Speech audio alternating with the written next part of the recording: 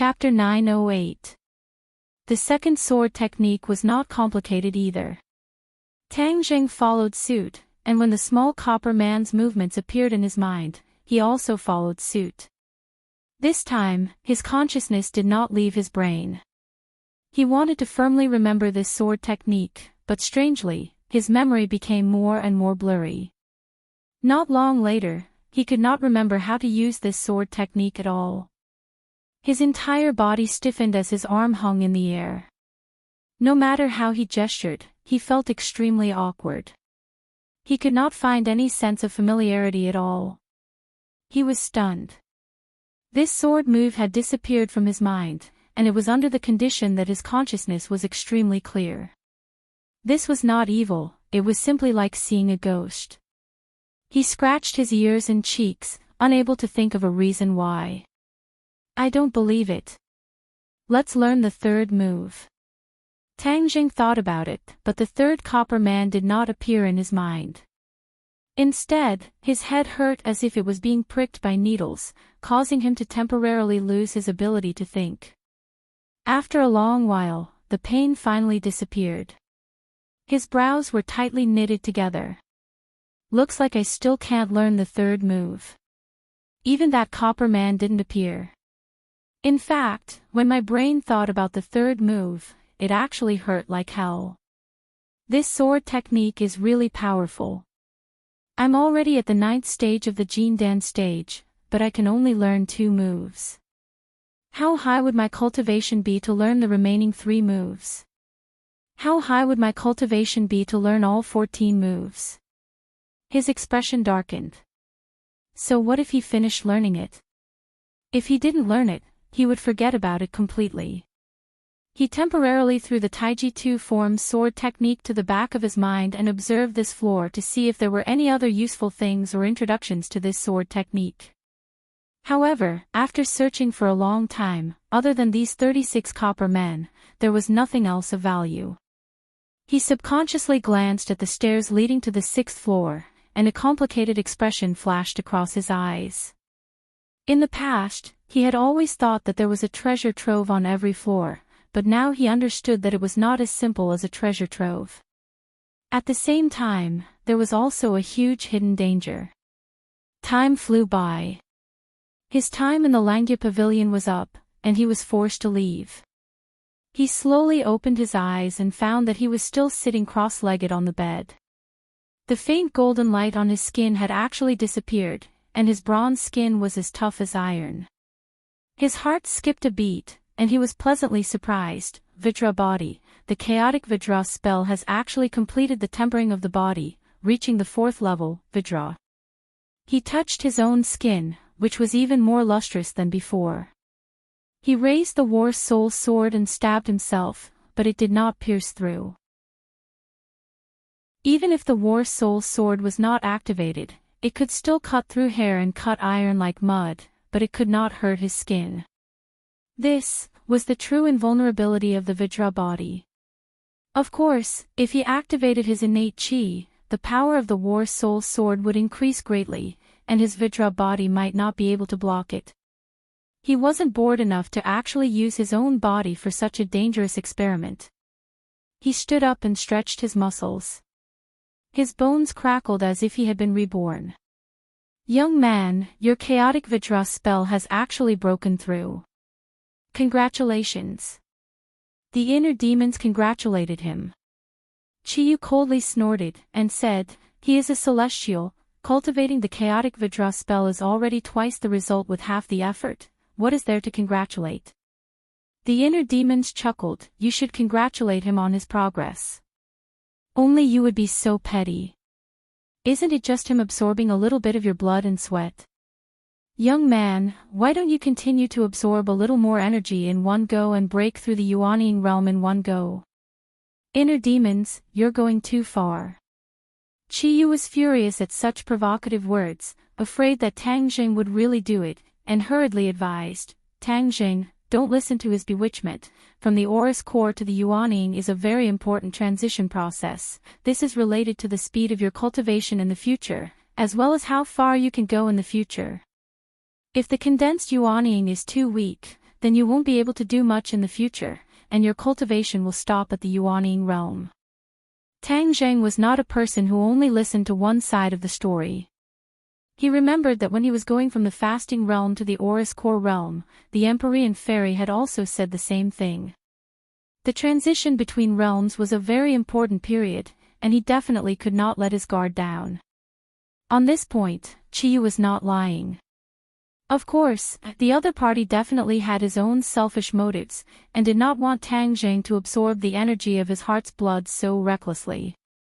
As for the inner demons, as expected, these two were not easy to deal with. The inner demons were digging a hole for him again. If he rashly broke through to the Yuanying stage, the condensed Yuanying would definitely not be good, and his future cultivation would naturally not be that high. In this way, the inner demons would have an opportunity to take control of his body. "You're really good at scheming." Tang Zheng felt a chill run down his spine, and said unhappily, "Inner demons, I'll mute you for 3 days as punishment." "Ah, what did I do?" The inner demons pretended to be at a loss and asked. You know very well what you did." Tang Zheng was too lazy to explain, and directly muted him. No matter how much the inner demons complained, they could not say a word. This is how you should deal with the inner demons." Qiyu also laughed gloatingly. These two were very happy to see the other party suffer. Tang Zheng recalled the various strange aspects of the Taiji Yin-Yang sword technique, and asked, "Qiyu, have you heard of the Taiji Yin-Yang sword technique?" Qiyu thought for a moment and said, "I don't know, there are thousands of techniques in the world, it is impossible for me to know all of them."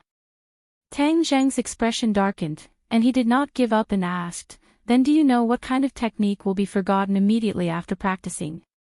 "Forget?" Qiyu was confused. The purpose of cultivating a cultivation technique is to remember it firmly. How could I forget? If you really forget, how can you use it in the future? Tang Zheng smiled bitterly. This was also his question.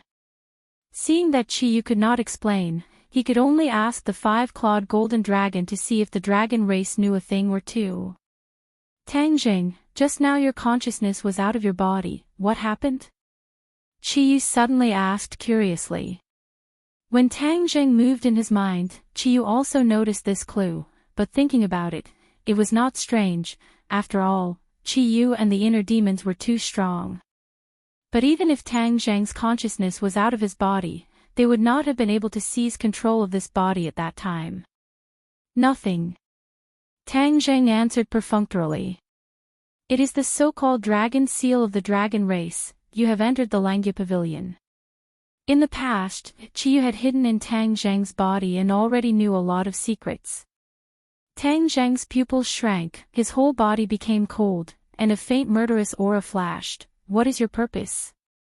Qiyu heard the displeasure and caution in Tang Zheng's tone and hurriedly explained, "Don't misunderstand, I don't have any purpose, just purely out of curiosity.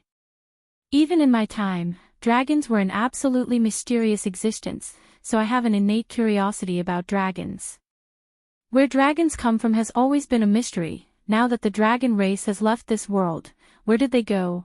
I think you also want to know, but now that you control the 5-clawed golden dragon, this question will eventually be answered in the future." Tang Zheng coldly snorted, and bluntly warned, "You better not have any bad ideas, your hard work is still in my hands." "Of course, why would I make things difficult for myself? I am just purely curious. What kind of existence is the Langya Pavilion? How many treasures are hidden in it? The Taiji Yin-Yang sword technique you mentioned just now, was it found in the Langya Pavilion?" Tang Zheng said that he was really smart, but still said coldly, "So what if it is?" Qiyu sighed. "The Langya Pavilion is really unpredictable.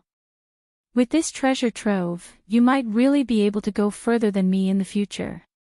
"Really, don't you want to control my body?" "I definitely don't mean that." Qiyu quickly denied. Tang Zheng laughed jokingly, "Do you really think I will believe you?" After that, he ignored Qiyu and directly opened the door and walked out. It was already afternoon, the others had already rested. Lan Yu and Mu Hongyan were busy in the kitchen, the others were sitting together and chatting, or watching TV and playing with their phones, a scene of joy and harmony. When Nana saw Tang Jing, she flew over, tiptoed, jumped up, and directly hooked her arms around Tang Zhang's neck. Her bell-like laughter was very pleasing to the ear. Nana hugged her and said, "Nana, we will go to primary school next semester." This was something that Mu Hongyan had mentioned to him before. After all, Nana had grown up, she still had to integrate into the life of her peers, and even more so, integrate into this society. She could not just cultivate at home. Nana pouted and said, "The other children are so childish, I want to stay at home to accompany my brother and cultivate with my master." Childish? Tang Jing was stunned for a moment, hearing this word from the mouth of a child. He did not know whether to laugh or cry. "Where did you learn this word from?" Nana proudly raised her head and said, "Nana is so smart, of course it was self-taught." Tang Jing tapped her pink forehead and said with a smile, "You don't even have a teacher, you really are a little mischievous. When you go to school in the future, you can't bully other students, especially not use magic to scare other students, understand? You have to be a good student. Nana has always been very good.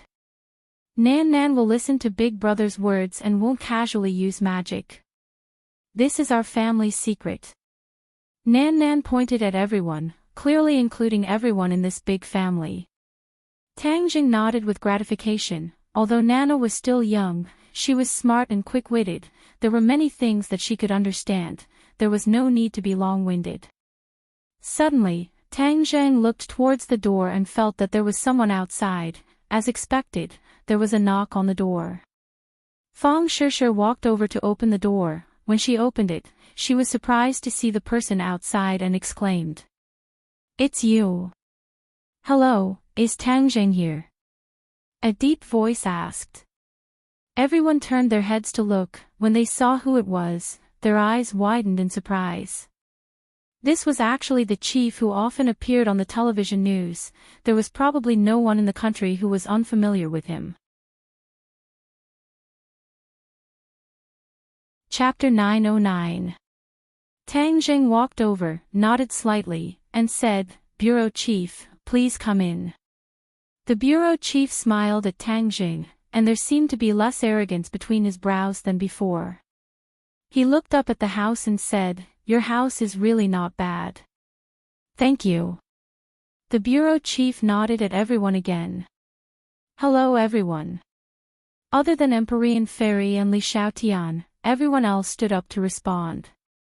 These two people knew each other, but they didn't think much of each other. After all, Empyrean Fairy had even seen Qin Shi Huang. Other high officials were no different from ordinary people to him. Li Xiaotian had lost his memory and didn't recognize him at all. He even stared at him curiously. "Everyone, sit down. Don't be so reserved. I'm just here to visit everyone," the bureau chief said in an amiable and dignified manner. Tang Zhang was calm and composed. He gestured to everyone, and everyone sat down.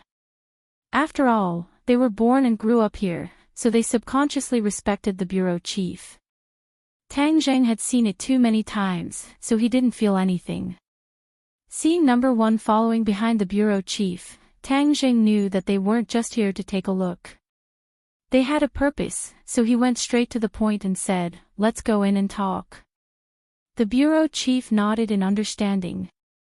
The two entered the study. Number one stayed behind to guard the door, as if he didn't want anyone to come close.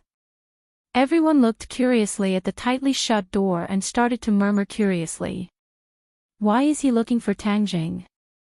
Maybe he's here to win over Tang Jing. No, it must be related to what happened last night. It was such a big commotion. Then will Tang Jing be in danger? Everyone's hearts tightened as they looked at each other. Yi Dingdang gritted her teeth and said fearlessly, "If he really dares to do anything to Tang Jing, I won't let it go." Me too. Fang Shishir hurriedly said as she shared a common enemy. Lu Qingmei said, "Me too," in her heart, but she didn't say anything. A bright light flashed in Wu's eyes. Although he did not say a word, his attitude was already very clear. Princess Anne didn't find it strange and said, "It's not as dangerous as you say. In Europe, it's common for the king's royal family to win over the elites. Besides, Tang Zheng isn't just an elite. He wouldn't dare to easily deal with Tang Zheng. After all, Princess Anne was experienced and knowledgeable." The Empyrean fairy looked at her approvingly. Although Princess Anne's cultivation was the weakest among them, there was no doubt that she was more knowledgeable than the others. "Tang Zheng has been letting her stay at home. Could it be that he's interested in her too? He's really flirtatious." The Empyrean fairy secretly shook her head. Men were indeed jackals of the same tribe. Since ancient times, no matter if they were emperors, generals, ministers, or commoners, they were all the same. Seeing that the others were skeptical of Anne's words, the Empyrean fairy said lightly, "Don't worry, she's right." The Empyrean fairy's prestige was naturally not comparable to the others. Hearing her say this, everyone's worried hearts were relieved. They asked in surprise, "Really?" "Of course." Everyone was grinning from ear to ear as they looked at the door, trying to guess what was going on inside. Tang Zheng poured a cup of water for the bureau chief and sat down facing him. He asked, "Bureau chief, why are you looking for me in such a hurry?" He had already guessed it. It was probably the matter of the 5-clawed golden dragon. He was just asking the obvious. "Last night, thanks to your help, we were able to defeat the 100 Change Star Lord and kill that Yamada no Orochi. I'm here to thank you," the bureau chief said. "These people are my enemies. Moreover, their arrival threatened the safety of commoners. Naturally, I can't shirk my responsibility. I'm very gratified that you can think this way. There's a saying that the greater the power, the greater the responsibility. For you to be able to bravely take on this heavy responsibility, I would like to sincerely thank you on behalf of the commoners in the capital." The bureau chief's face was solemn as he said sincerely. "Bureau chief, you flatter me," Tang Zheng said modestly and took a sip of water. Since the other party didn't reveal his true intentions, he was happy to play dumb. The bureau chief pondered for a while and looked at Tang Zheng thoughtfully. Seeing that he didn't speak anymore, it seemed that he had to bring up this matter himself.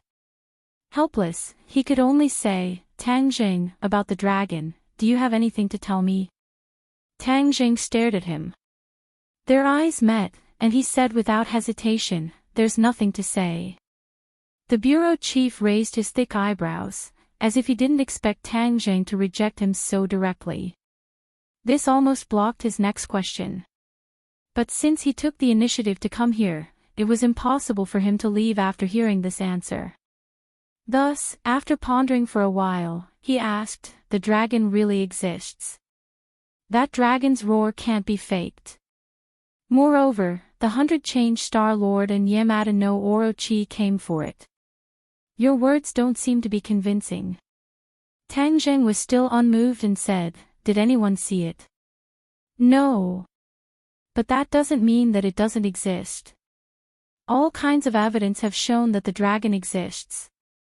It's useless for you to deny it." The bureau chief's voice rose a few notches.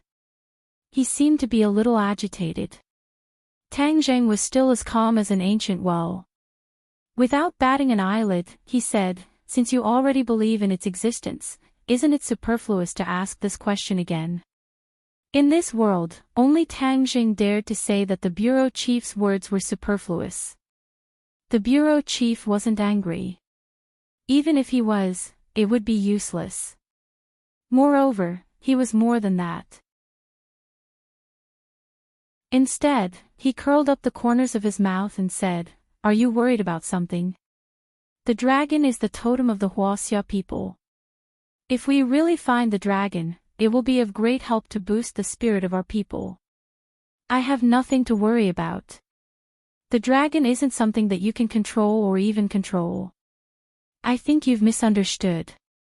We have never meant to control the dragon. We don't even dare to think about it. The bureau chief denied. However, Tang Jing didn't think so. The words of these superiors couldn't be completely trusted. Moreover, from number one's grand actions and his drive to dig 3 feet into the ground, it could be seen how much importance he attached to the dragon. Moreover, the dragon was a huge temptation. It evoked people's most primitive instincts. For the superiors, the most primitive instinct was to consolidate their position. To many people, the dream of lasting generations was a castle in the air.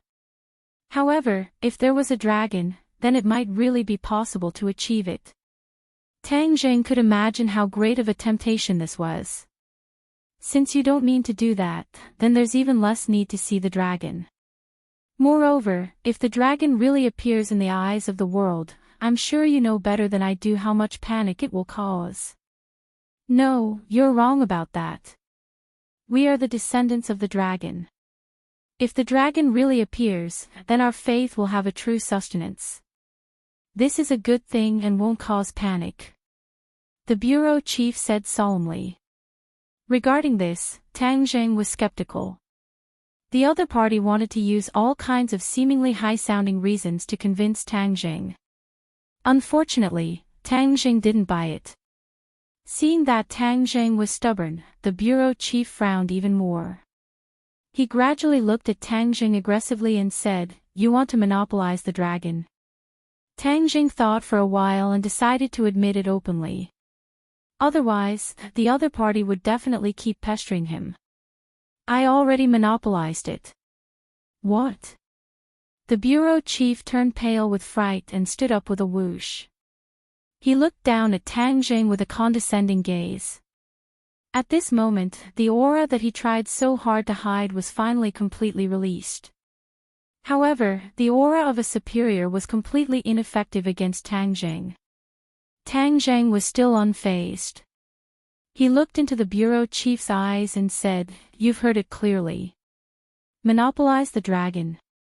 What do you want to do?" The dragon is Hua Xiao's spiritual totem. Do you know what this means? The bureau chief questioned. I only know that if it's in my hands, it won't cause a disaster to this world. The bureau chief was skeptical. We are the descendants of the dragon. Why would the appearance of the dragon bring a disaster to us? That's because it was imprisoned by humans back then. That's why it hates humans so much. Do you think it'll be grateful to humans or take revenge after it escapes? The bureau chief was speechless for a moment. Because this was beyond his knowledge. He didn't know that the dragon was imprisoned by humans. He subconsciously thought that the dragon was very close to humans. That was why he was so confident that he could control the dragon and use it for himself. Looking at his changing expression, Tang Jing's head moved. He suddenly thought of a plan and asked coldly, "Are you related to the Great Lord?" "Yes." "Ah. What did you say?"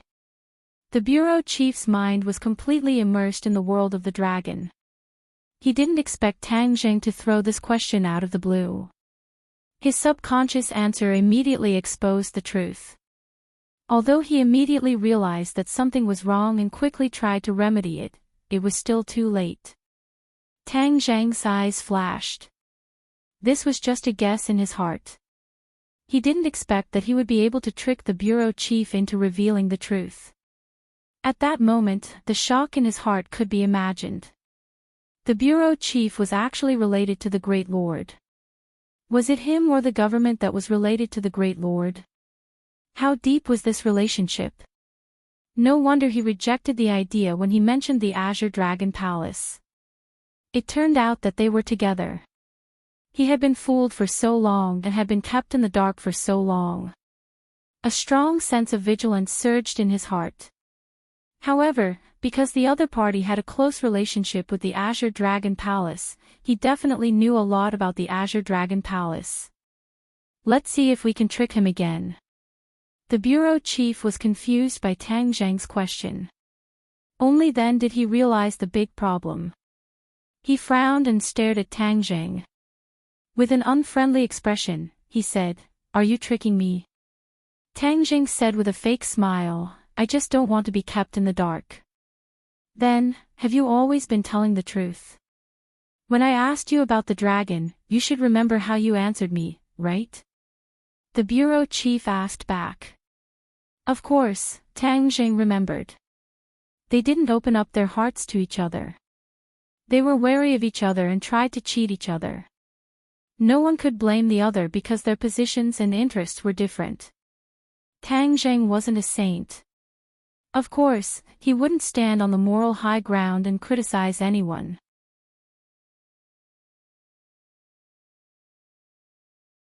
Chapter 9-10. The bureau chief couldn't do anything about Tang Jing's attitude. If the Azure Dragon Palace found the dragon, he would have nothing to do with it. It was true that he had a close relationship with the Great Lord, but they were just using each other to maintain a fragile alliance.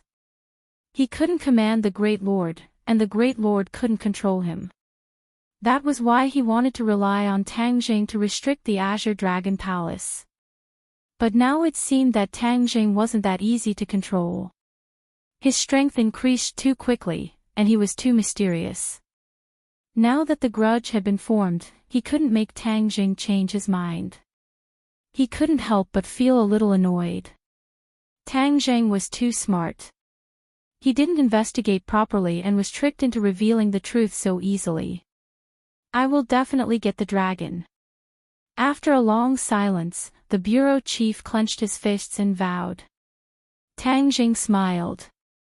"Go ahead, as long as you have the ability."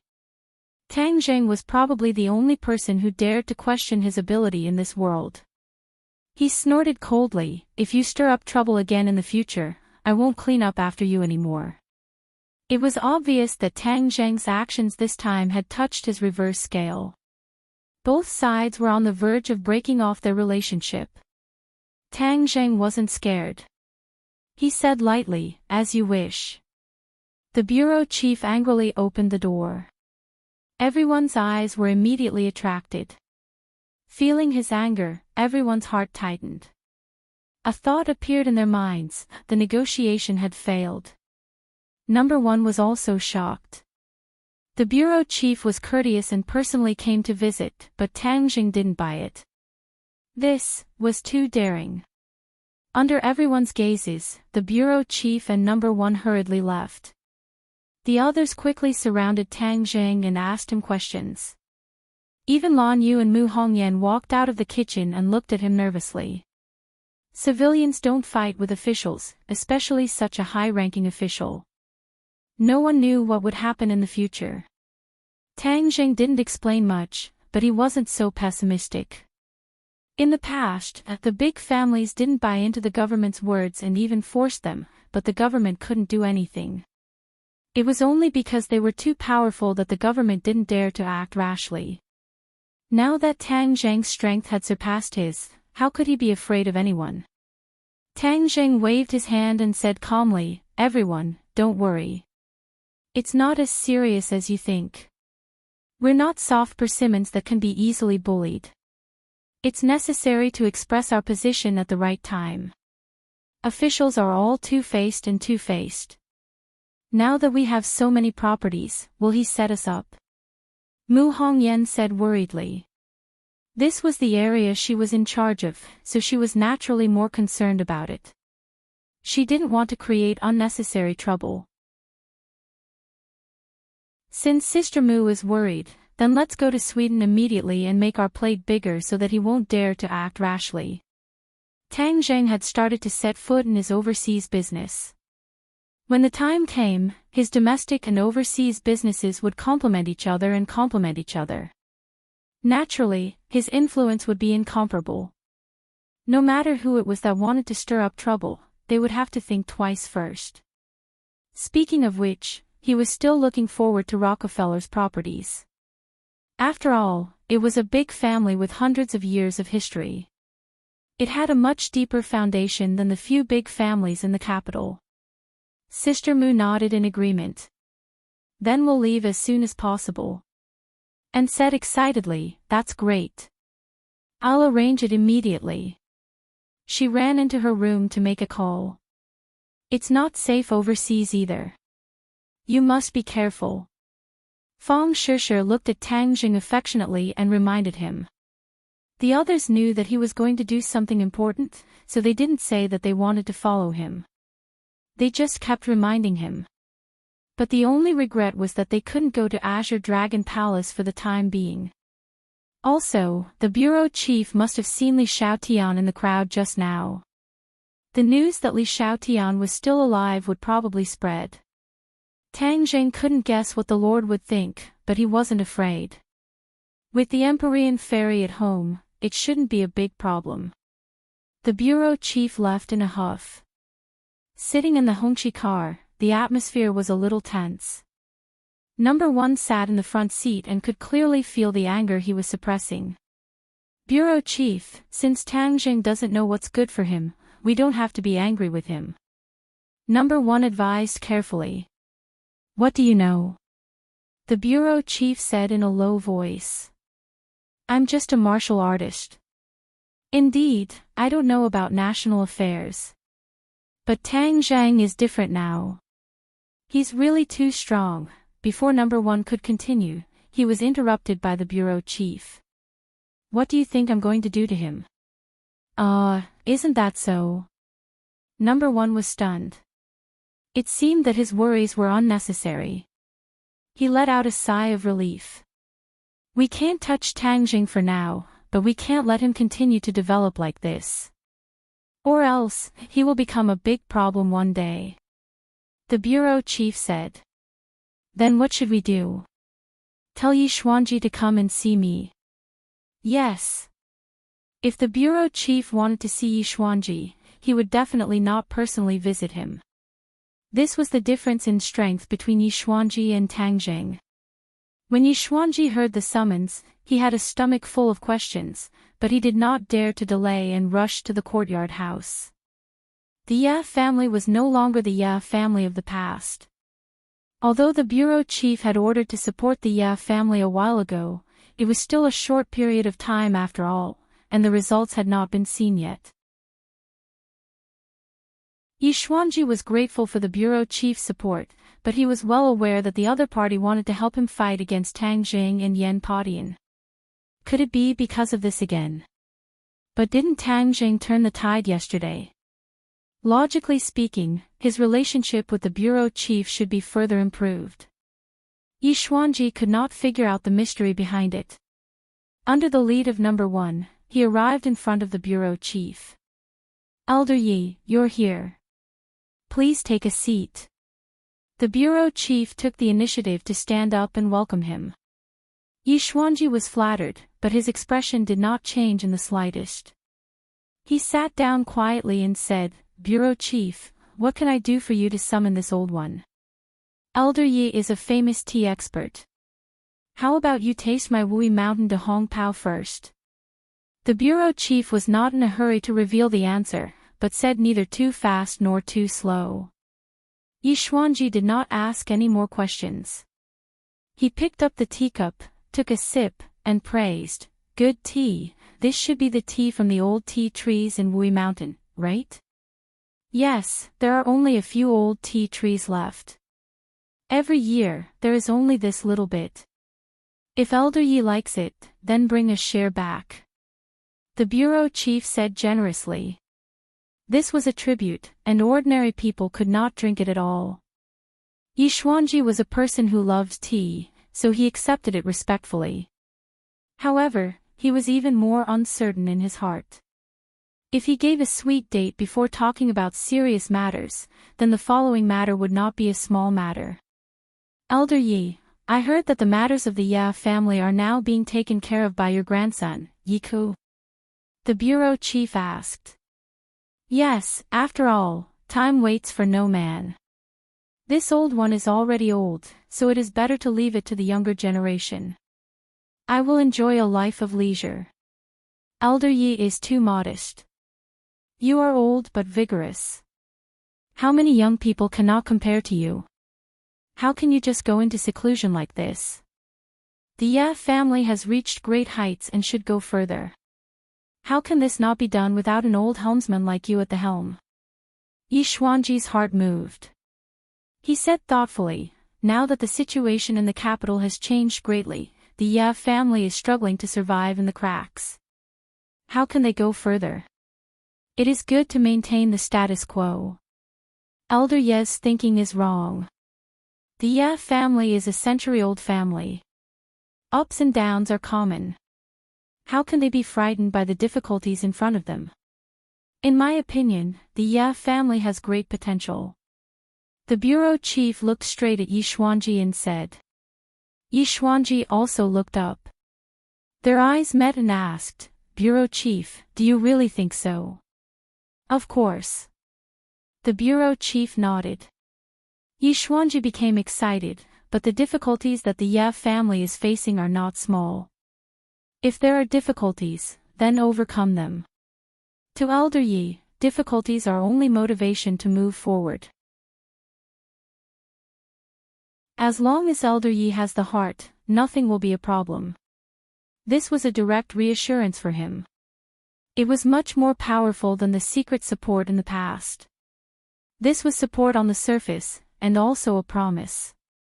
With this promise, even if the Ye family was in the cracks between the Tang Zhang and the Yan family, they could still find a ray of hope and grow strong. Although Yi Xuanji looked disheartened on the surface, and looked like he was going into seclusion, the fire in his heart was not extinguished.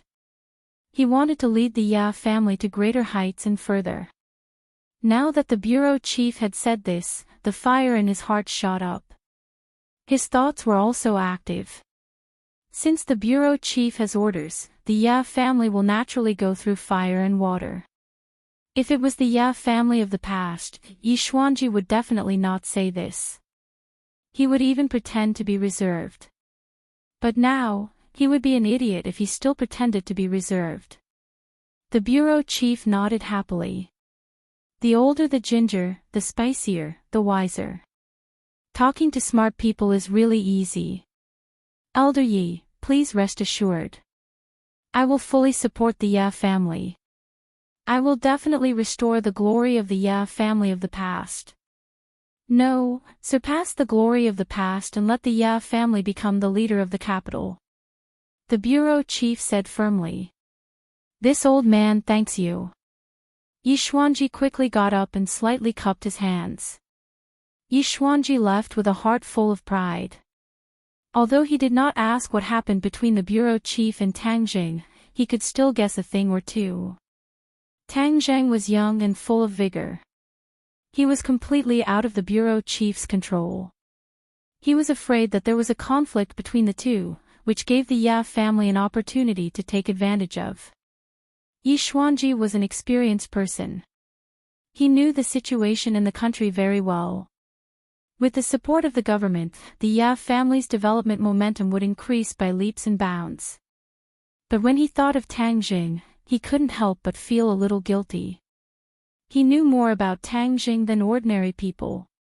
Especially when Tang Jing saved his life in the world of spirits and souls, it made him even more afraid of Tang Zhang's supernatural means. But things were unpredictable. He had already walked to the opposite side of Tang Jing. If he wavered, it would be bad. Since the bureau chief supported him to compete with Tang Jing, then let's have a good fight. The bureau chief looked out of the door. The sun shone down from the sky and passed through the gaps between the leaves, sprinkling mottled spots of light. Number 1, in Tang Zhang's residence, did you notice one of the girls? There were too many girls in the Tang family. Even if Number 1 had a firm mind, he was still dazzled. He asked blankly, which one is the bureau chief talking about? Is Li Xiaotian among them? The bureau chief had only seen Li Xiaotian's photo. Moreover, there was a rumor that Li Xiaotian was dead some time ago, so he felt a little strange.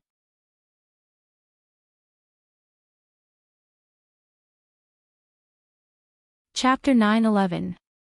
After Number 1 confirmed Li Xiaotian's identity, both he and the bureau chief had strange expressions on their faces.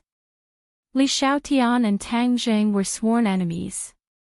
Why would he appear next to him and be so docile? Also, what was with the news of his death? Could it be a fake death to confuse people? The bureau chief suddenly thought of a possibility and turned pale with fright. Could it be that the Azure Dragon Palace and Tang Jing have secretly joined forces?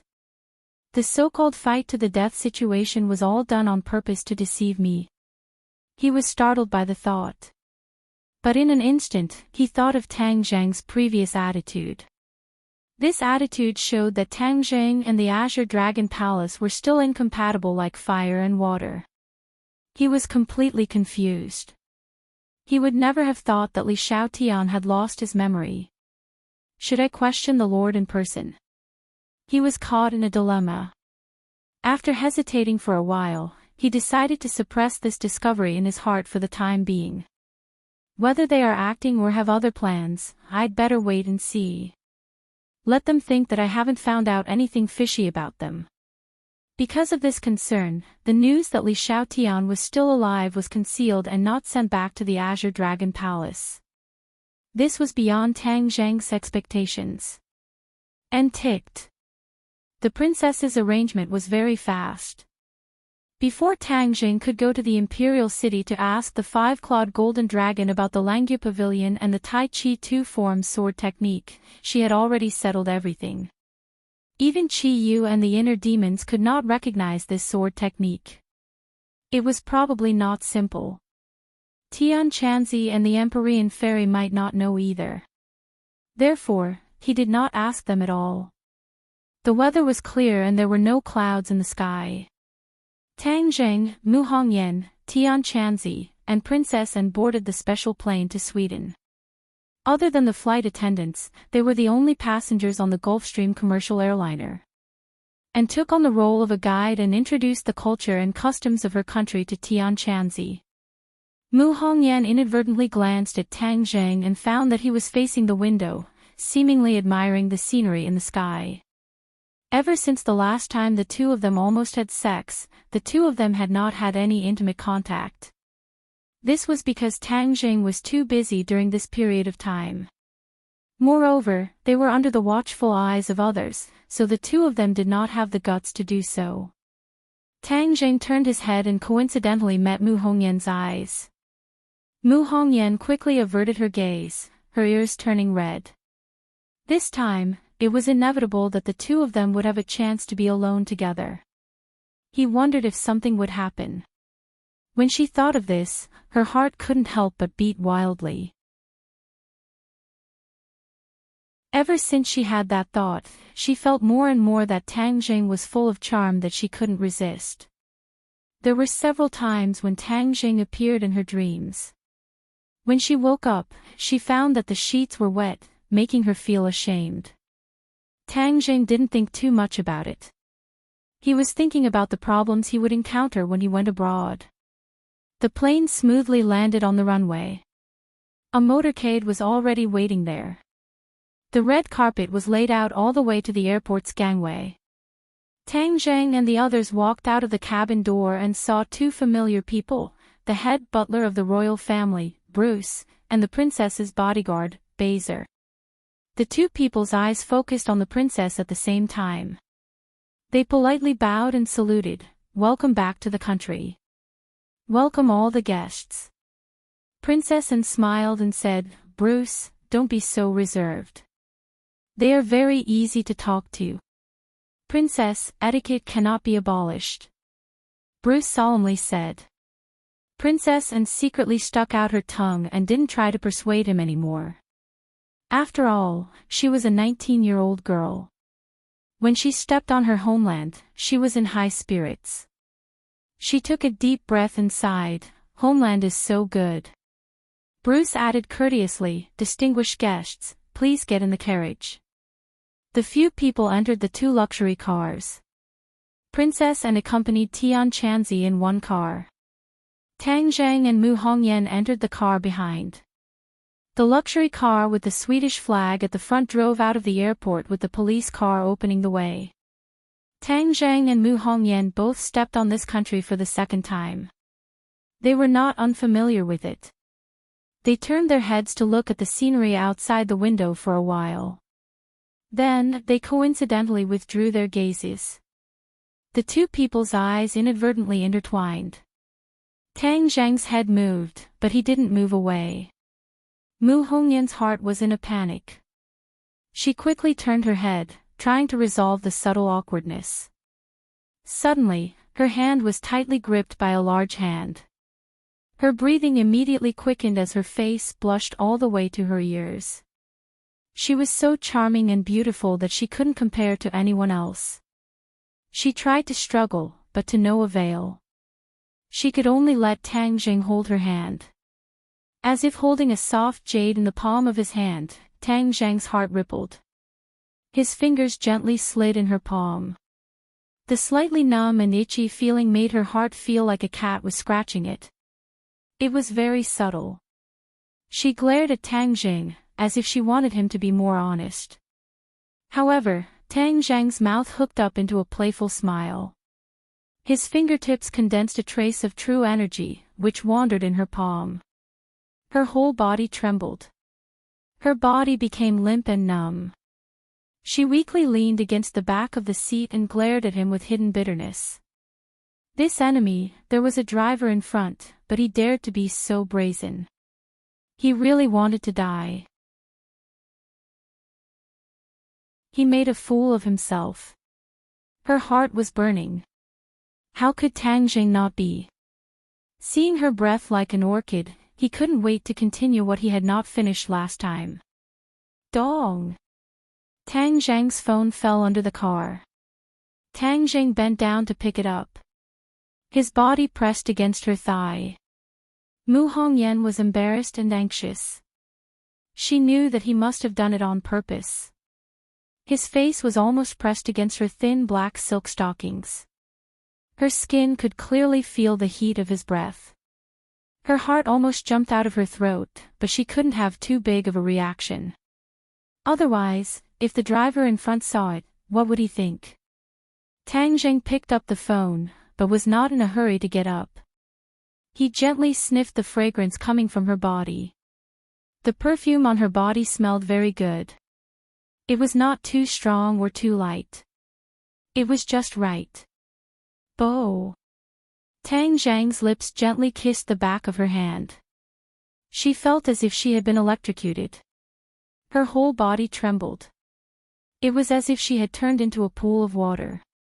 Her eyes could even drip water. Moreover, she felt that her skirt was wet. She couldn't wait to find a hole to hide in. This enemy really wanted to kill her. Tang Jing stopped. In order to avoid arousing the driver's suspicion, he unhurriedly sat up straight and said in a voice that only the two of them could hear, "Sister Mu, you seem to be very sensitive." Mu Hongyan no longer had any strength in her body. She could only look at him helplessly. After a while, she said, "Stop messing around. Otherwise, when we get off the car later, I will make a fool of myself." Tang Jing smiled mischievously, then begged me. Mu Hongyan looked at him pitifully. Finally, she helplessly said, "I beg you. If you want to beg someone, you should at least give me a gift." Tang Jing did not give up. "What gift do you want?" "Sister Mu, you are the best gift." This sentence ruthlessly hit the softest part of her heart. Her heartstrings trembled and her breathing quickened. She could not say another word. Looking at her shy appearance, Tang Zhang had an unprecedented sense of satisfaction. In front of other women, he would say beautiful words of love, but he would not tease her so unscrupulously. But looking at her shy appearance, he could not help but have the urge to tease her. Tang Jing did not push his luck. He really did not do anything out of line. Seeing him behave, Mu Hongyan finally breathed a sigh of relief. But she also felt an inexplicable sense of loss. The motorcade finally arrived in front of the magnificent palace. The royal family had actually prepared a grand welcoming ceremony. However, these people were all calm and did not have the slightest bit of stage fright. Mu Hongyan had already calmed down. She smiled sweetly and looked like a charming lady. She attracted the attention of countless people. She was even comparable to Princess Anne. Westerners prefer this kind of mature beauty. Princess Anne was beautiful, but in the end, she was too immature. Of course, Tang Zheng and Tian Chanzi also received a lot of attention. They looked at the welcoming team expressionlessly. These people were all Swedish nobles and dignitaries. These people basically did not know why the king would receive them with such a high standard of etiquette. They were very confused and kept guessing. No one would think that this was related to Nicholas's death, and no one would think that Nicholas had died in the hands of this young man in front of them. The king personally received them, making them in the limelight for a while. There were even some people in the crowd who recognized Tang Zheng as the mysterious knight of Princess Annie who was once the talk of the town. Princess Annie was no longer a child. Could it be that Princess Annie and the knight were about to have a happy ending? Why did the king welcome her with such fanfare? Could it be that Princess Annie and the knight were about to have a happy ending? Marriage? Many people had this idea in their minds. They were very shocked. Was Princess Anne really going to marry a Huaxia?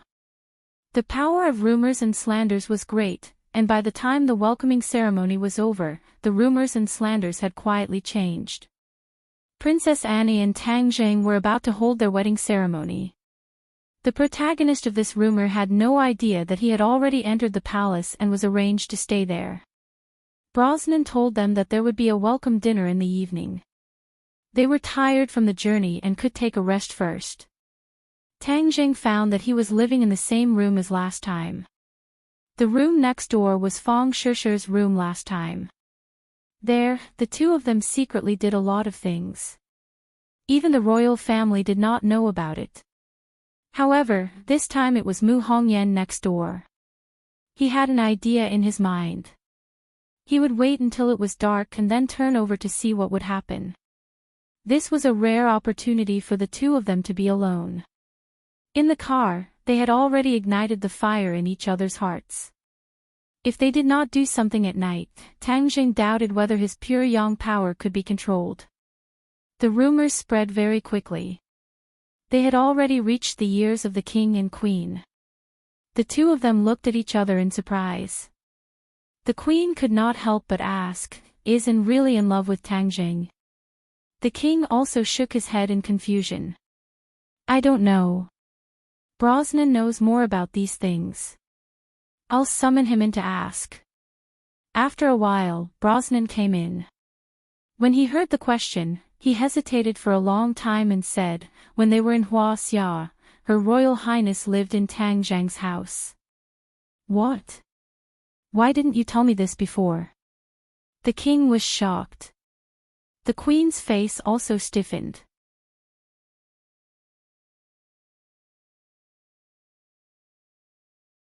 Chapter 9:12. Faced with the king's questioning, Bruce quickly explained, "There are other people living in Tang Zheng's house, not just the two of them. Moreover, Her Royal Highness guaranteed that there is absolutely no inappropriate relationship with Tang Zheng, so I did not report to your majesty. This is a dereliction of duty." "Humph, it must be, and who told you not to tell us, right?" The king knew his daughter very well and asked a question that hit the nail on the head. Bruce smiled and did not say anything, which could be considered as a tacit agreement. The queen asked doubtfully, "You said that there are other people living in Tang Zheng's house?" "Yes, the Miss Mu you saw today is living in his house, and there are some others." "Why are there so many people living in his house?" "Maybe they are all good friends living together so they can take care of each other." Bruce was not too clear about the relationship between Tang Zheng and the others, so he speculated. Seeing that nothing really happened between the two, the king and queen were relieved, but they still sternly warned, "This matter must not be known to outsiders, understand?" "Understood. This time, and return to the country and will not go to Huaxia again." Since the two of them are separated, naturally nothing will happen. The king said. The queen looked at the king in surprise and said, "You want to bring her back? Don't you want her to keep in touch with that group of cultivators?" The king smiled mysteriously. This time, even Enchanting was invited. I naturally have a way to improve my relationship with the cultivators. There is no need for Anne to appear in public. The queen was thoughtful, but when she thought of the rumors, she felt a headache. I don't know who spread these rumors. It's really not something a gentleman should do. The welcome banquet and ball in the evening will eliminate this misunderstanding. We can't let the rumors continue to ferment. The king was full of confidence. The banquet was held in a huge banquet hall, and many elites gathered together. Tang Jing, Mu Hongyan, and Enchanting were specially arranged to be near the king and queen, which showed their status. When everyone saw this scene, they felt that the rumors were not false. The king stood up and said, "Guests, friends, ladies and gentlemen, we are all gathered here today to give a grand welcome to our distinguished guests from the East. Please allow me to introduce our three distinguished guests again. This is Anne's master, Enchanting. This is the young and promising Mr. Tang Jing. This is the beautiful Ms. Mu Hongyan. Their company will reach strategic cooperation with our country. We will develop together in the fields of finance, technology, service, and so on. It will be mutually beneficial." After hearing such a detailed introduction, everyone finally understood that these three people were indeed from a powerful background. However, the doubts in their hearts grew even stronger. Especially Tang Jing and Mu Hongyan's company, they had never heard of this name before. Why did they suddenly appear and form a cooperation? Princess Anne kept looking at Tang Jing with a sweet smile. Because the two of them sat across from each other at the dining table, it was easy for their gazes to meet. In other people's eyes, there was a hint of flirting. They suddenly realized that this mysterious knight was able to obtain these cooperation because of Princess Anne. Wasn't this the so-called living off a woman in the East? No matter which country, men who lived off women were always looked down upon. Therefore, many elites cast disdainful gazes at Tang Jing. Tang Jing also felt these gazes and couldn't help but feel a little puzzled. He didn't know them, so why were their gazes so unkind? The banquet went smoothly. Compared to the East, the banquets in the West were less lively. They ate politely and were as gentlemanly as they could be. This was a scene that many domestic women dreamed of. It was high-end and classy. Perhaps many women wouldn't have time to eat and would just take photos and post them on their WeChat moments. Tang Jing only hoped that it would end soon. Finally, in his impatient wait, the banquet came to an end. The king and queen were the first to stand up, and the others also stood up one after another.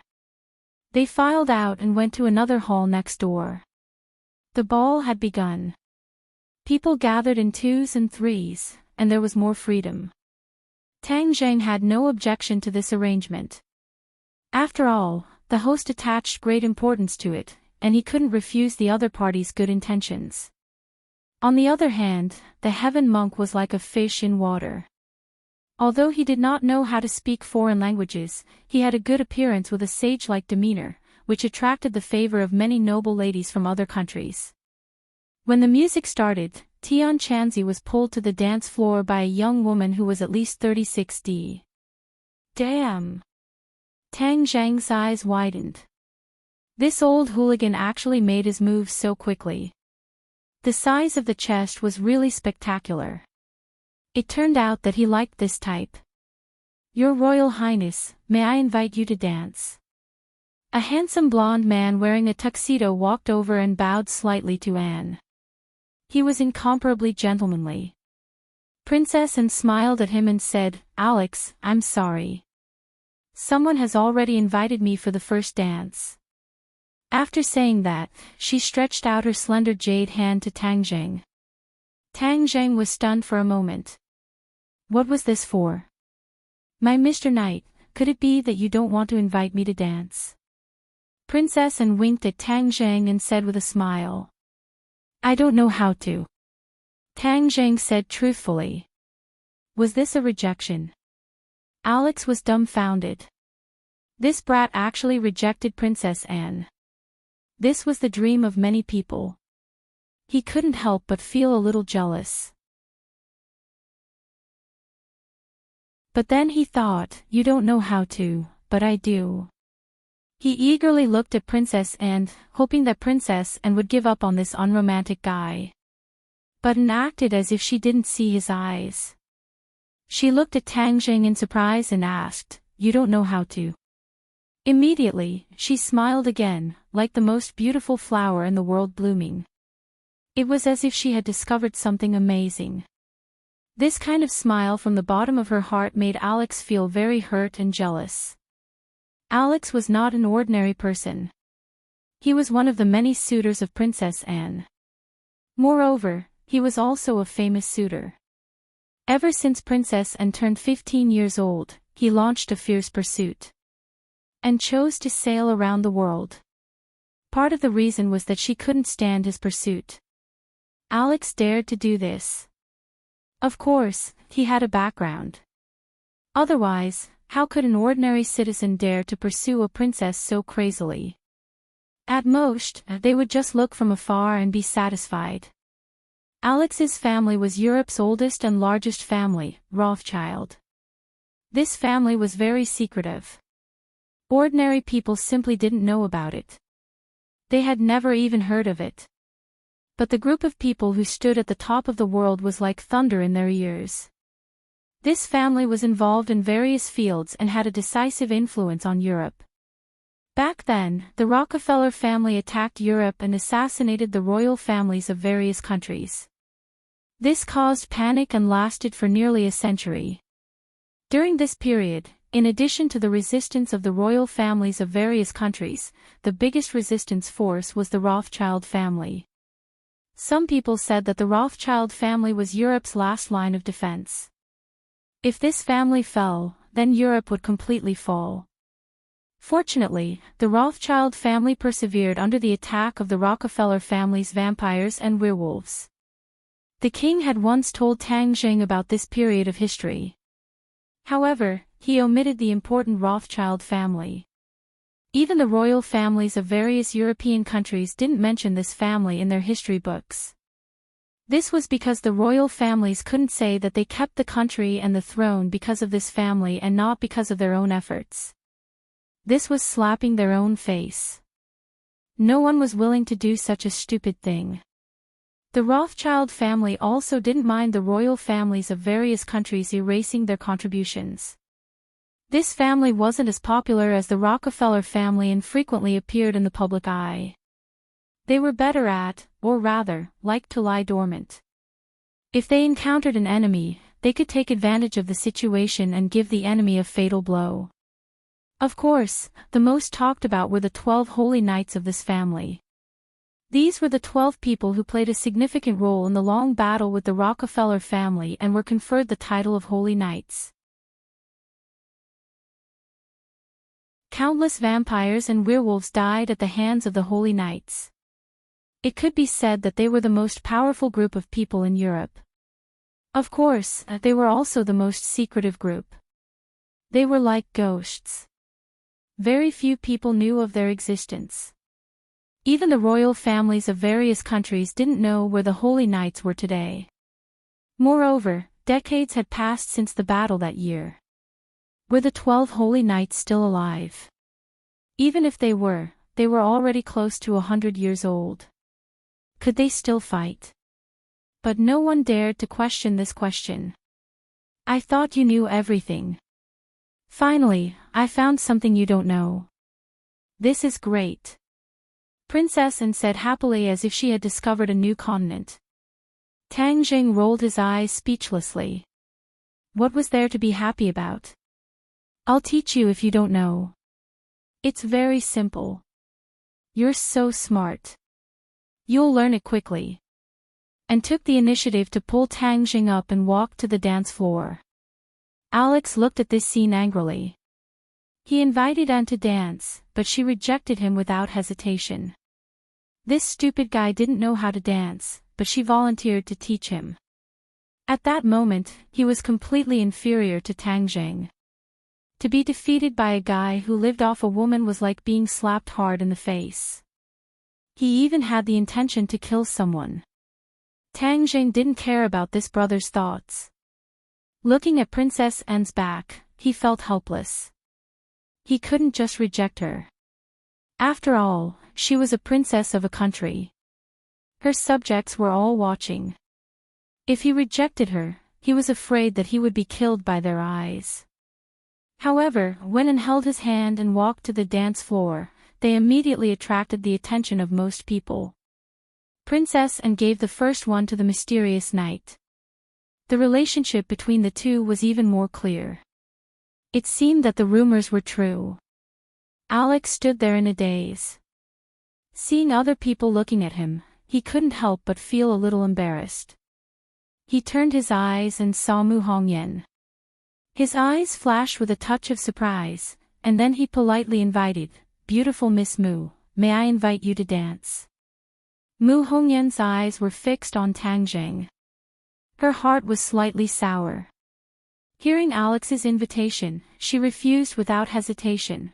"Sorry, I'm a little tired. I don't want to dance." She smiled faintly and walked to the side, leaving Alex standing there like a puppet in a daze, his mind in a mess.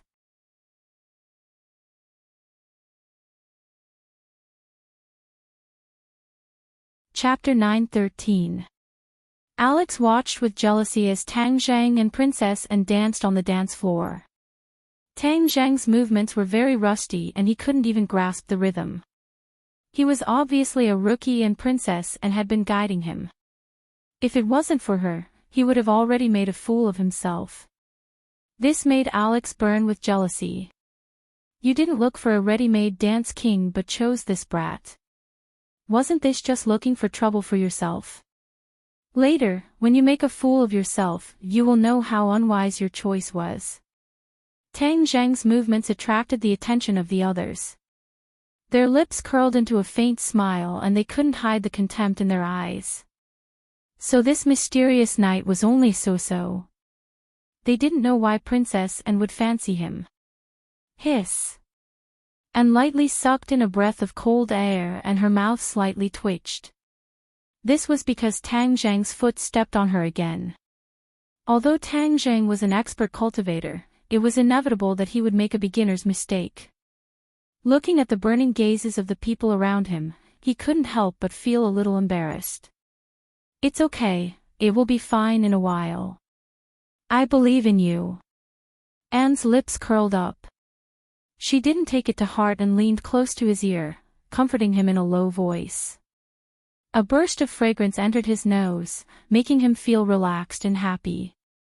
Her body leaned against him, as if they were close, yet not far. It was exceptionally moving. If it was someone else, they would probably be so excited that they would have a nosebleed. Tang Zhang's breathing was steady. Although there were slight ripples in his heart, he didn't show it. "Okay, thank you." Tang Zhang wasn't discouraged. "Since you want to see me make a fool of myself, how can I let you do as you wish?" Tang Zhang's control of his body and rhythm could be said to be at the level of a master. Although he made a fool of himself at the beginning, his learning speed was extremely fast and displayed his high dancing talent. Anne's eyes lit up. "Yes, that's it. You learn quite fast." Tang Jing smiled. "It's all because you taught me well." "Of course." And raised her eyebrows and proudly boasted. Their dance steps began to harmonize. Tang Jing gradually took the initiative, leading and to perform all kinds of beautiful and difficult moves. Immediately, the two of them became the focus of attention. This was not because of Anne's princess halo, but because of their dance. Just now, many people were silently criticizing Tang Jing for being a rookie and waiting to see him make a fool of himself. Now, it was as if they had swallowed a fly, choking them speechless. Alex's eyeballs almost fell to the ground. What the f*ck is this called not knowing how to dance? Are you playing with me? He became more and more furious, thinking that Tang Jing was obviously lying to him just now, pretending to be a pig to eat the tiger. I will turn you into a real pig. He glared at Tang Jing hatefully. He had seen many of An's suitors, and of course, there was no lack of outstanding ones, but they were all defeated by him and left the scene. He was confident that one day he would be able to carry the beauty home, but halfway through, there was a Qinyao Jin. No, a mysterious night, and rumors about him with the princess spread like wildfire. He was so angry that his lungs were about to explode. When he heard that Princess An went to Huaxia, he wanted to immediately chase after her, but his family did not allow him to set foot in Huaxia, which made him full of anger. What night? That was a name given by ignorant people. They had never seen a real knight, so they could imagine the power of a knight. How could this Tang Jing be compared to the paladin in his family? He was not even worthy to carry her shoes. If Princess Anne's heart was captured by others, Alex might not have such a big reaction, but to be captured by an unknown Easterner, he absolutely could not accept this kind of failure. Looking at the two dancing like a prince and a princess, he clenched his teeth, thinking that the person in the spotlight should be me. He subconsciously clenched his fists, and, I will let you know who is your prince, and who is the toad at the bottom of the well. At the end of the song, Tang Jing and finished with a difficult and classic dance, winning warm applause from the audience. This time, it was heartfelt applause. Although many people did not think highly of this pair, there was no dispute about their dance, so to receive this applause, it was well deserved. Dance King. Someone gave a thumbs up, and then the others followed. The title of Dance King instantly fell on the rookie Tang Zhang's head. Alex's eyes turned red. This should have been his title, but it was taken away by this brat. How hateful. The two bowed and left the dance floor, but An was still holding Tang Zhang's hand tightly, making others envious. She looked at him with a smile, her eyes full of affection, and a faint charming smile appeared on her mouth. You danced so well, this is the happiest and most satisfying dance I have ever danced. You flatter me. Tang Jing did not care, his eyes searching for Mu Hongyan's figure in the crowd. He was dancing happily here, so he did not want her to have any ideas. I'm going to the bathroom. Tang Jing did not see Mu Hongyan, his heart moved, and left, leaving and looking at his back with burning eyes. The queen came over, looking at her daughter's burning eyes, she could not help but have a headache.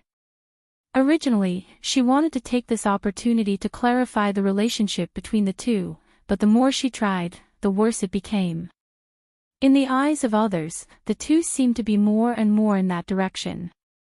The queen just heard a few people whispering that the two were a good match.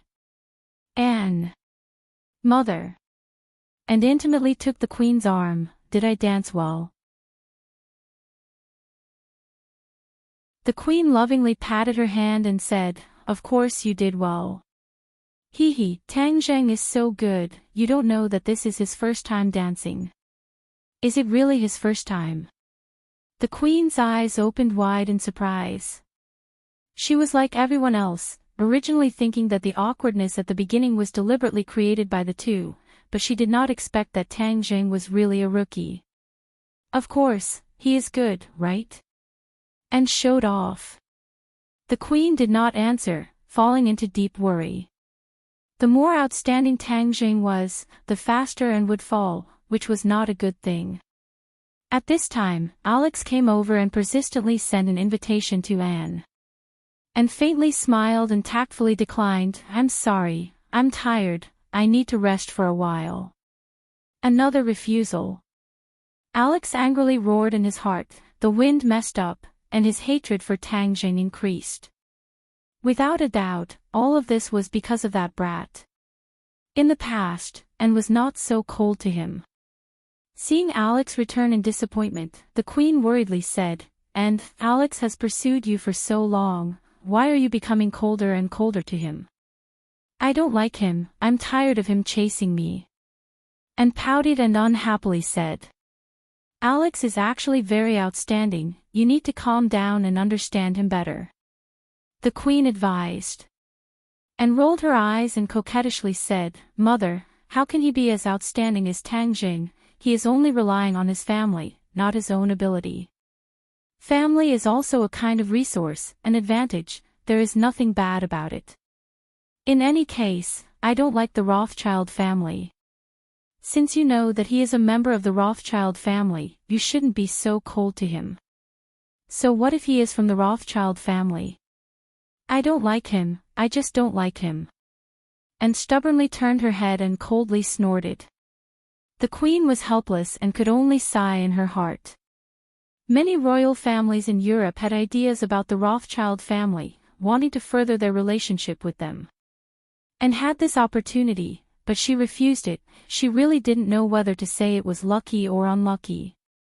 Tang Zheng left to pee and finally found Mu Hongyan on a balcony. She was foolishly looking at the night sky, the night wind blew her long skirt and elegant black hair. The night sky was cloudless and filled with stars, it had a kind of intoxicating beauty.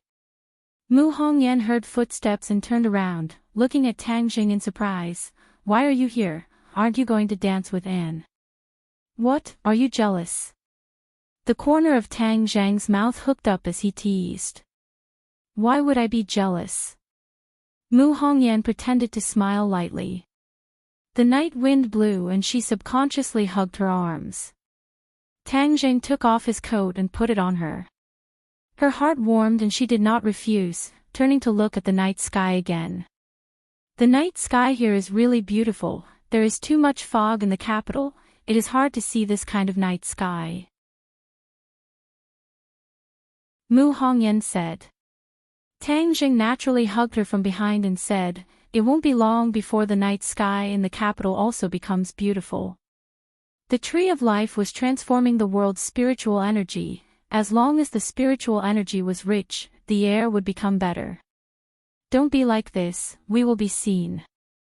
Mu Hongyan's body tensed up, her cheeks flushed red as she hurriedly refused, trying to break free from Tang Zhang's embrace. Tang Jing allowed her to struggle, but he did not let go, not allowing her to refute as he said, don't move, otherwise if other people are attracted, I won't be responsible. Mu Hongyan bitterly looked up at him and faintly said, you're bullying me. How am I bullying you? How could I bear to?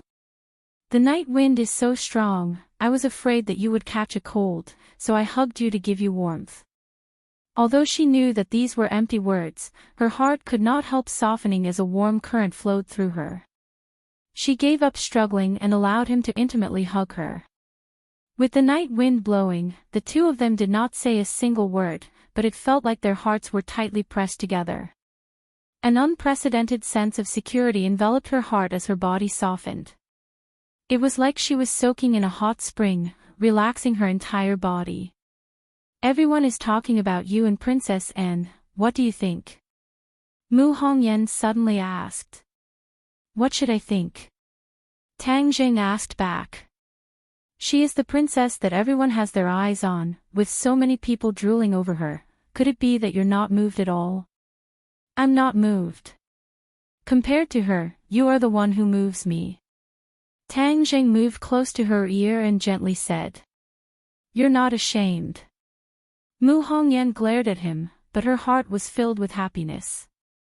No matter what kind of woman they were, they all liked to hear words of love, and she was no exception. These are my heartfelt words, how could I be ashamed? Tang Jing lowered his head and hugged her head, raising her neck. She knew what was coming and felt a bit of anticipation, but also a bit embarrassed. There was only a door between them and the others, so what if they were seen? But before she could think about it, that gentleness had already covered her red lips. With an explosion in her mind, she did not think about anything else as she immersed herself in this gentleness.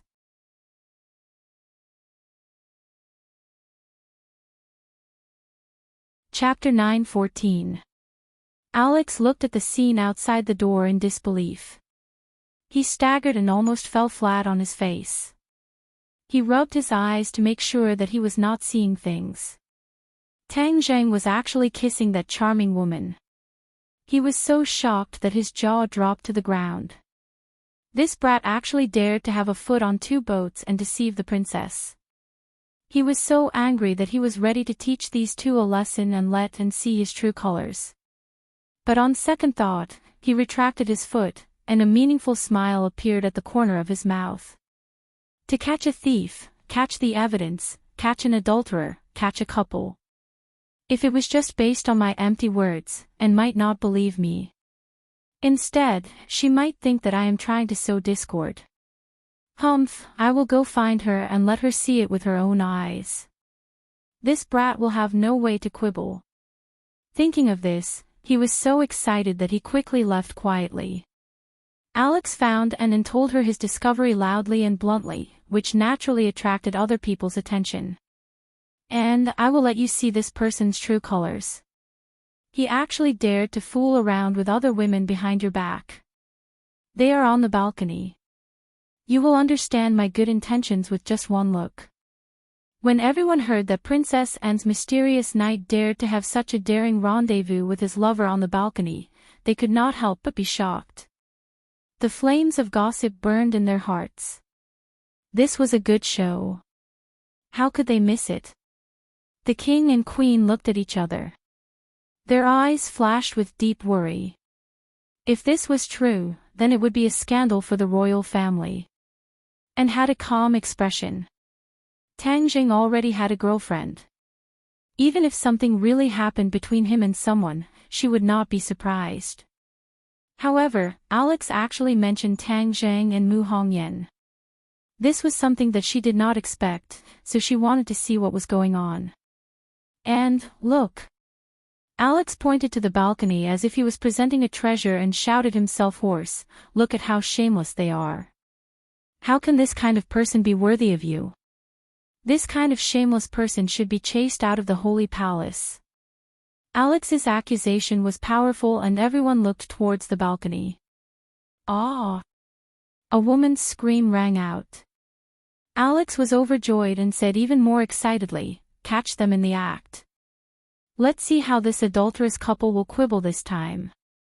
Everyone looked at the scene on the balcony with a strange expression. They looked at Alex meaningfully. Alex felt uncomfortable being stared at by everyone. He subconsciously turned his head to look.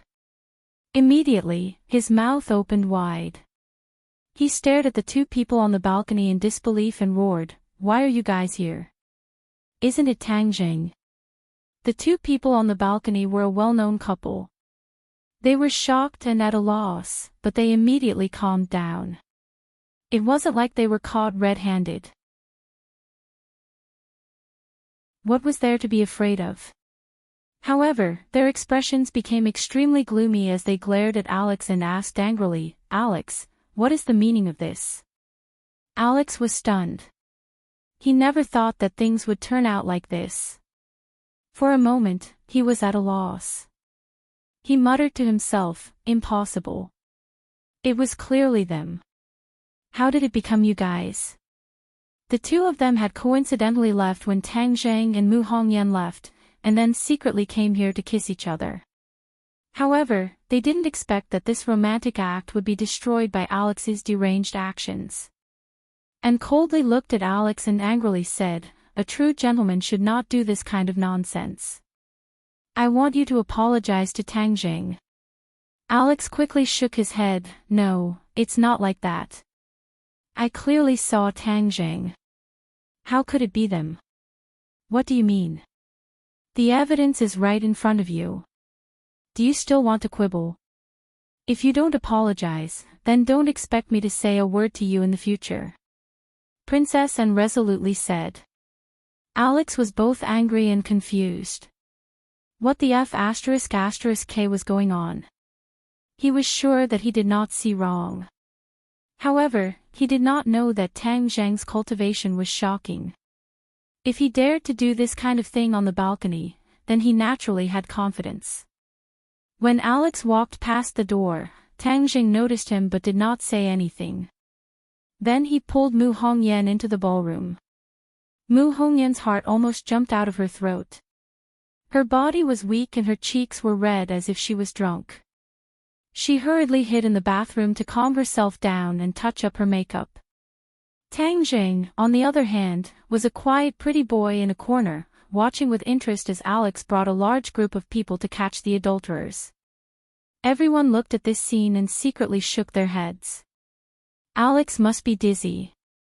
He actually used such a clumsy method to sow discord. This time he was asking for trouble. The king and queen simultaneously let out a sigh of relief. It was fortunate that the royal family did not make a fool of themselves. Immediately, everyone looked at Alex with unfriendly expressions. Alex was riding a tiger and could not back down. However, he still stubbornly said, "I definitely did not see wrong," and gave a cold snort and turned around to leave without saying a word. "And, don't go. Listen to my explanation," Alex loudly shouted. And did not turn her head and said, "Unless you apologize to Tang Jing, don't expect me to forgive you." And just happened to see Tang Jing in the corner. She immediately walked over to him and angrily said, "Tang Jing, Alex has sinister intentions. Don't listen to his nonsense." Tang Jing smiled and looked at Alex without saying a word. His heart panicked from being looked at and he became even angrier. He loudly shouted, "I clearly saw you." Tang Jing indifferently asked, "And the result?" In the end. Alex stuttered, but he couldn't say anything. The result was seen by everyone. "I don't need to say more," Tang Jing said with a smile. "Yes, the result was that he deliberately tried to drive a wedge between us. This kind of person is too hateful." And chimed in. Alex was at a loss for words. He pointed at Tang Jing. His cheeks were red as he angrily said, "I will make you regret what you did today. This is Europe, not your backward Huaxia." Tang Jing's face darkened and said, "Arrogant. A frog at the bottom of a well. Even today, you dare to say that my great Huaxia is backward." Although there were many problems in the country, there was no doubt that this country was becoming stronger and stronger. At the very least, it was not backward. Of course, many people in the West still brought the Huaxia from 100 years ago into the current Huaxia. These people were ignorant. They were the real frogs at the bottom of a well. Tang Jing's words were powerful and a formless aura enveloped Alex's body. Alex was shocked and sat on the ground. He actually had an illusion that Tang Jing was like a mountain that was difficult to look up at. The pressure made his heart feel as if it was about to stop beating. This was the result of Tang Jing's dragon's might erupting. Seeing Alex's battered and exhausted appearance, the crowd burst into laughter. Alex's cheeks were red. He angrily climbed up and angrily said, "I will definitely make you regret what you did today." After he finished speaking, he pushed away the crowd and ran away in a sorry state like a defeated general. Seeing this, and hurriedly comforted, Tang Jing, "Don't listen to his nonsense. With me here, no one will dare to hurt you." "Do you think he can hurt me?" Tang Jing faintly smiled. And was slightly startled. "It seems that I was thinking too much." Seeing this scene, the king couldn't help but feel a headache. Alex wasn't an ordinary noble. He represented the Rothschild family. It wasn't a wise decision to become enemies with him. The ball didn't last long before it dispersed. The king called out to Tang Jing and the two of them went to the study together. Bruce gently closed the door and retreated outside, quietly waiting for the summons. The king looked at Tang Jing with a serious expression and said, "You made Alex look bad tonight. I'm afraid he will hold a grudge." Tang Jing didn't mind and said, "Is your majesty worried about my safety?" "There is no need. I know that you are quite capable and are a cultivator. However, there are also very powerful existences in Europe. They might not be weaker than you cultivators." The king muttered. Tang Jing's heart moved and asked, Could it be that there are still remnants of vampires and werewolves in Europe? Those remnants are nothing to worry about. I'm talking about another group of people. Oh. Tang Zhang's thick eyebrows rose. This was new information, I'd like to hear the details. The king originally didn't want to tell Tang Jing about the Rothschild family. After all, the royal family played a dishonorable role in it back then. However, now that things had developed to this point, if he didn't give Tang Jing some pointers, he would be young and impetuous. In the end, he would cause a huge mess and it wouldn't be easy to clean up. Although he trusted Tang Zhang's strength, this was Europe after all. Europe was more ancient than the Atlantic Empire. The various powers here were complicated and maintained a fragile balance. If he wasn't careful, he would ignite a powder keg and break this balance. That would be a huge problem. In addition to the royal families on the surface, there is actually a large power in Europe, the Rothschild family. This is an old family that can stand shoulder to shoulder with the Rockefeller family. The king didn't hide anything and told Tang Jing about the past, letting him know the power of the Rothschild family. The 12 paladins repelled the Rockefeller family together. This was a heroic feat. Although decades have passed, some people still doubt whether the 12 paladins are still alive and whether they still have the strength they had in the past. However, in my judgment, I'm afraid that the 12 paladins are still alive. Therefore, you can imagine the power of the Rothschild family, and Alex is a member of this family. Tang Jing suddenly realized why the old king was so serious. It turned out that there was such a large power hidden in Europe. You also know that Nicholas died in my hands. Do you think I would still be afraid of the 12 paladins? Tang Jing didn't think much of it. These Westerners often like to boast, but compared to the practitioners of Hua Xia, they were still lacking. The Rockefeller family was the best proof. Seeing that Tang Jing didn't think much of it, the king became anxious and hurriedly said, "There is a saying in Hua Xia that an arrogant army is bound to lose. I think this saying is very classic. Although Nicholas lost in your hands, Rothschild is not Nicholas. You can't generalize, so it's better to be careful." The king seemed to have unlimited power these years, but in fact, he had always been cautious. So when he saw Tang Zhang's attitude, he was secretly anxious for him.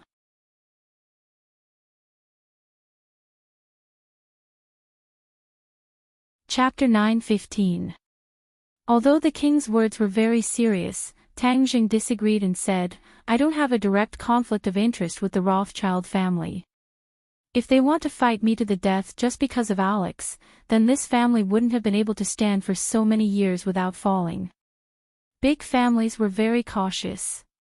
If they made a big fuss just because of one person's jealousy, then it would be making a big fuss out of nothing.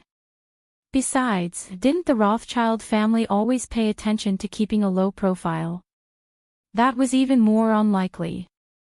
After listening to Tang Zhang's explanation, the king pondered for a while and had to admit that what he said was true.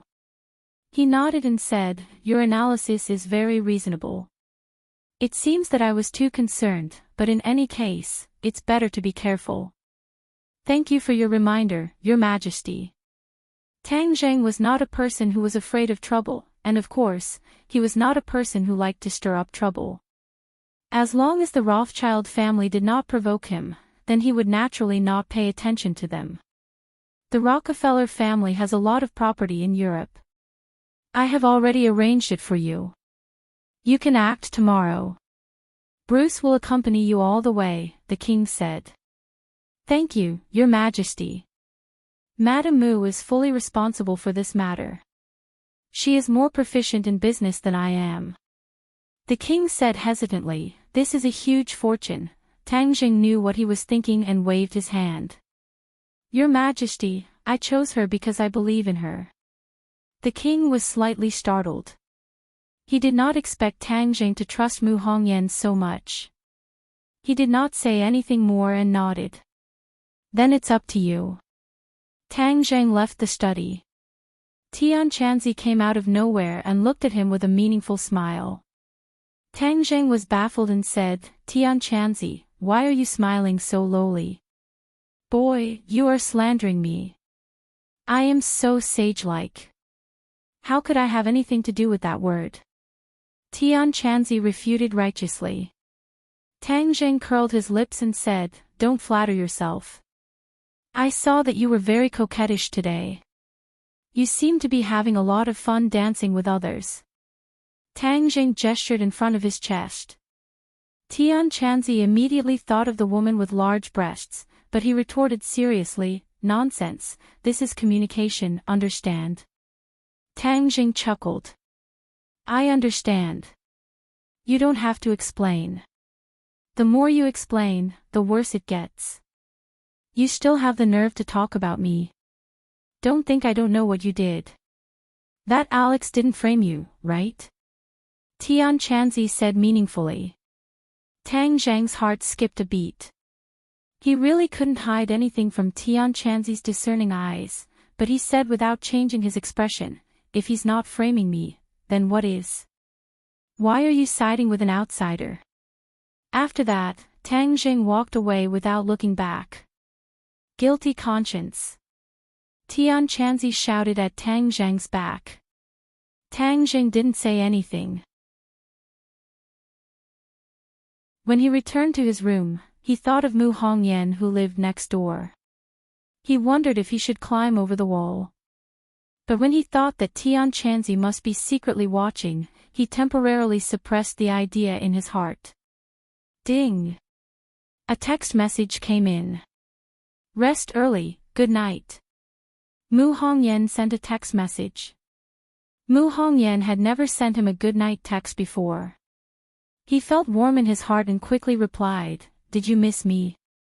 This text message was like a stone sinking into the sea. There was no reply. He guessed that she might have fallen asleep, so he fell into a deep sleep. But he didn't know that this text message kept Mu Hongyan awake for most of the night. She had been wondering whether to reply or not. She was very worried that Tang Zheng would come in the middle of the night. What would happen if he found out? But there was also a faint expectation in her heart. She was much less reserved than other girls. She knew what she needed. Of course, she was very eager, but her rationality stopped her. If Tang Zheng really sneaked in, she was afraid that she wouldn't resist. In the end, she struggled until she was exhausted and fell into a deep sleep. Tianqianzi used his energy to eavesdrop for a long time, but there was no sound. He sighed. How could this guy be so stupid? Although this Mu Hongyan's qi was weak, it was better than nothing. He was actually indifferent to such a great beauty. He was really a blockhead. If Tang Zheng knew Tianqianzi's thoughts, he would probably be impatient to climb over the wall.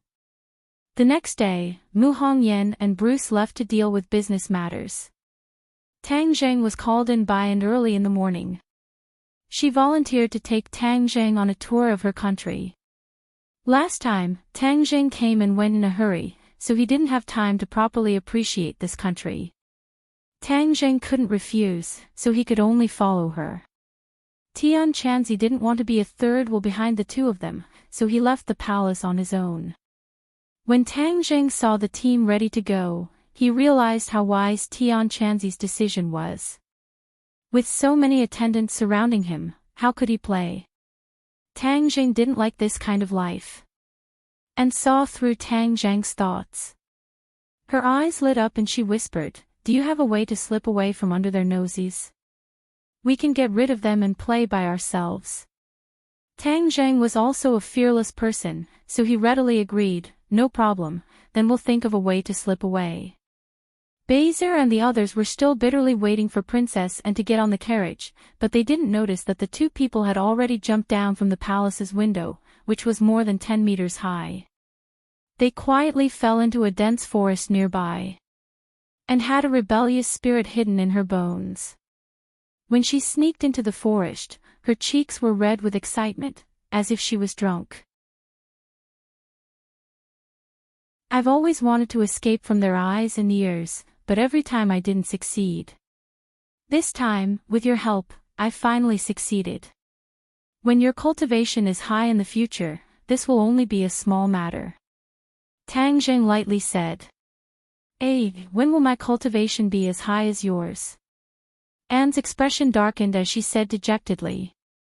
If you use the crystals to absorb the energy within, your cultivation will naturally be twice the result with half the effort. Crystals. Anne's expression stiffened. Of course she knew that her father had more than 2 crystals, but as for how many he had, she didn't know. You won't tell me that your father really doesn't have any more crystals, right? Tang Zheng said with interest. And awkwardly said, so you already know. Not only do I know, even Tianchanzi knows. Tang Zheng didn't want to hide it from her. Crystals were really good things. Although he now had Qi Yu's heart's blood and didn't need to absorb the energy of crystals, the people around him needed it too much. Master actually knows about it too. Annie was shocked. Your father specially invited Tianchanzi this time. It's not as simple as just wanting to see him, right? You should have other requests. Since we're not outsiders, you might as well just get straight to the point with Tianchanzi. This was Tang Zheng's guess, so he directly told her, there was no need to beat around the bush. Anne's expression kept changing, thinking that she had to tell her father about this matter. But she didn't want to let this matter spoil her mood. In the blink of an eye, her face was full of sunshine as she said, let's not talk about this. Let's quickly leave this forest and go to the main street. My country has a long history and has many famous scenic spots. Your trip will definitely be worthwhile. Then I'll wait and see. Before coming out, Anne had specially dressed up so that people who weren't familiar with her wouldn't be able to recognize her. The two of them walked along the streets, which were filled with the ancient charm of history. This country's population wasn't large, so it wasn't as busy as their home country. It was very leisurely and comfortable. There were many cafes along the street, and many people sat inside and ordered a cup of coffee without doing anything, lazily basking in the sun. Tang Zheng couldn't help but sigh. This was a developed country. His own country was too far behind and still had a long way to go. Hundreds of years ago, his own country was still standing at the top of the world, but the world had changed and it had fallen to this point. Huaxia will definitely rise. Tang Zheng was full of confidence. And was like a lively spirit, full of vitality. Unknowingly, she grabbed Tang Zheng's hand and didn't let go. Her hand seemed to have no bones, slightly cold and very soft. It was very comfortable to hold in his hand. The two of them toured the ancient ruins and visited the magnificent and mysterious church. In the end, Tang Zheng actually saw a Chinese tour group in the crowd. Chinese tour groups had been criticized for all these years. They were said to be of poor quality and had lost their face overseas. But this tour group didn't have such bad habits. Clearly, one couldn't generalize from one side. Look at your countrymen. Princess Anne also saw this tour group. Let's go over and say hello. After saying this, she pulled him to the front of the group of tourists and waved in a friendly manner, friends of Huaxia, hello everyone, welcome to my country. This friendliness stunned everyone. Such a beautiful foreign girl could actually speak Huaxia. This made them very surprised. Hello, hello. Everyone responded excitedly. I hope you like my country. Princess Anne said. Yes, this country is very beautiful. Everyone praised politely, but more people noticed Tang Zheng, who was holding hands with Anne. Suddenly, everyone's eyes lit up. Could this foreign girl be this young man's girlfriend? Then this young man must be from Huaxia. He really brought glory to the country by finding such a beautiful foreign girl. Hello, everyone. Tang Zheng also smiled and greeted in a friendly manner. Wow, you're really from Huaxia. Handsome, you're so awesome. Everyone gave him a thumbs up. Tang Jing smiled lightly and said, I hope you have fun. Seeing that someone in the crowd had already taken photos of him and Anne, he pulled Anne and prepared to leave. But Anne saw that the little girl in front of her was very cute. She bent down and held her face, praising, wow, what a cute little girl. Suddenly, Anne felt a hot liquid sprinkle on her face. She touched it subconsciously and her hand was full of blood. Tang Zhang's reaction was faster than Annie's. He saw that the moment Annie bent down, the little girl's mother's chest bloomed with a dark red flower of blood. Sniper rifle. Tang Zhang's nerves immediately tensed up. He shouted, get down, and pushed Anne and the little girl to the ground. Whoosh!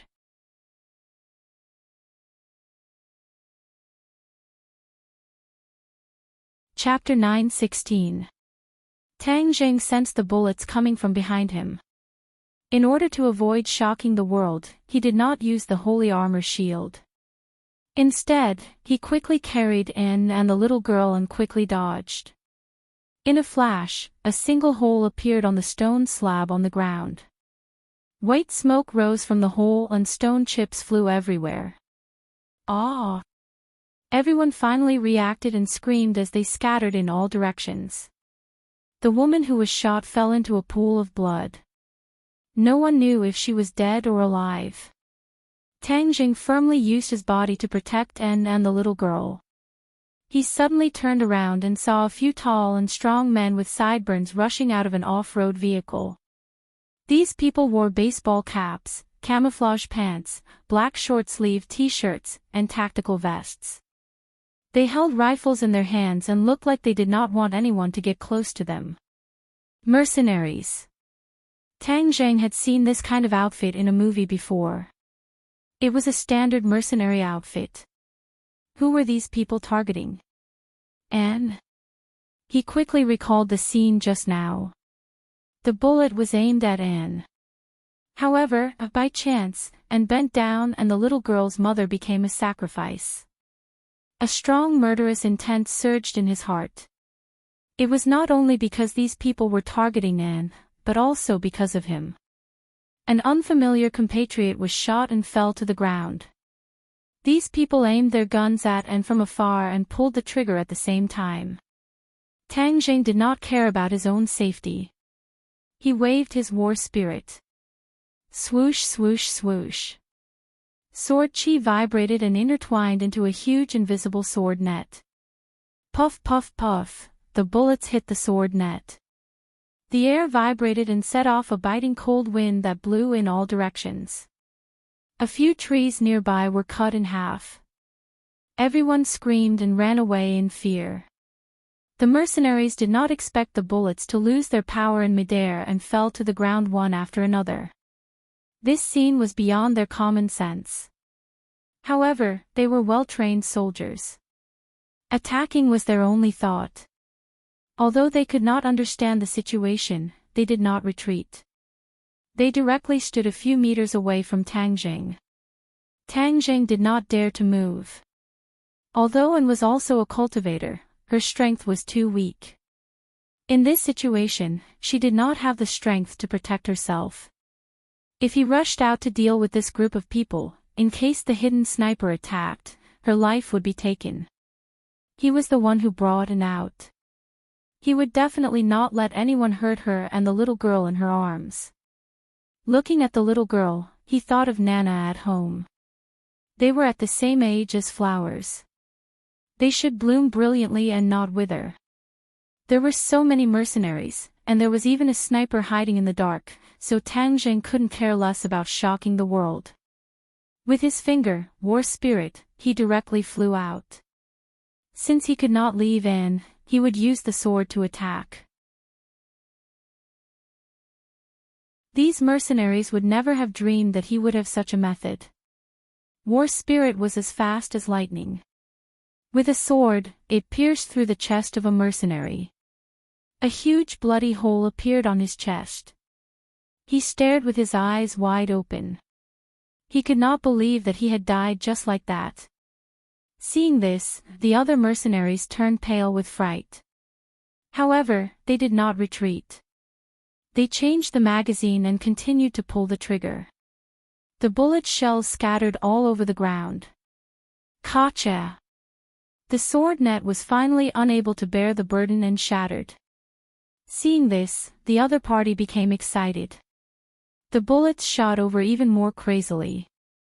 In for a penny, in for a pound.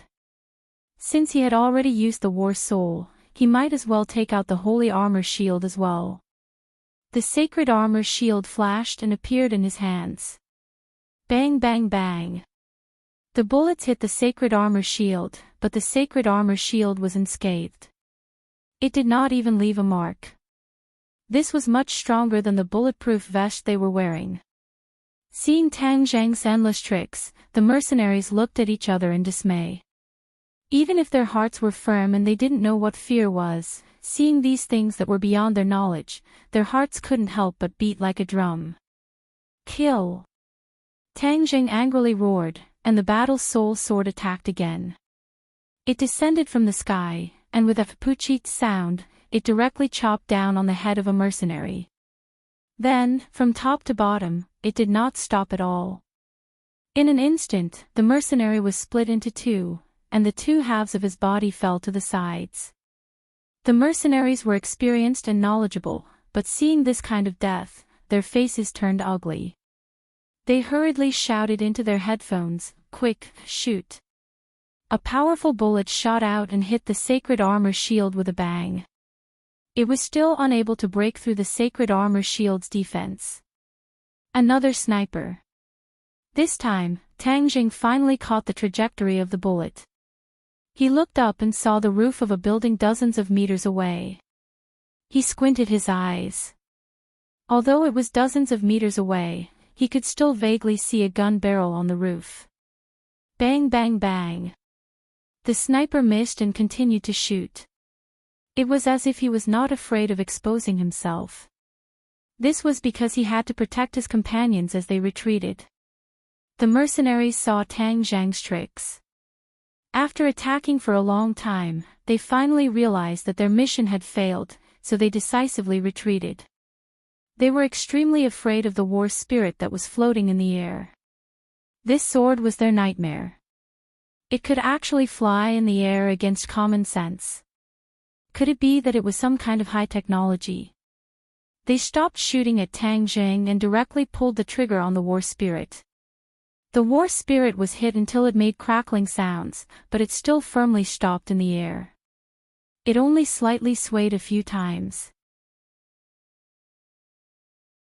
Their movements were very fast. They immediately retreated to the SUV and started the car to prepare to escape. Tang Zheng was furious and roared, "You want to escape? Go to hell." With a point of his finger, the war spirit flew out with a whistling sound and flew in front of the SUV's windshield. Everyone in the car saw the sword that was like a ghost. However, they were sitting in a car that was like an iron wall, so how could they be afraid of a sword?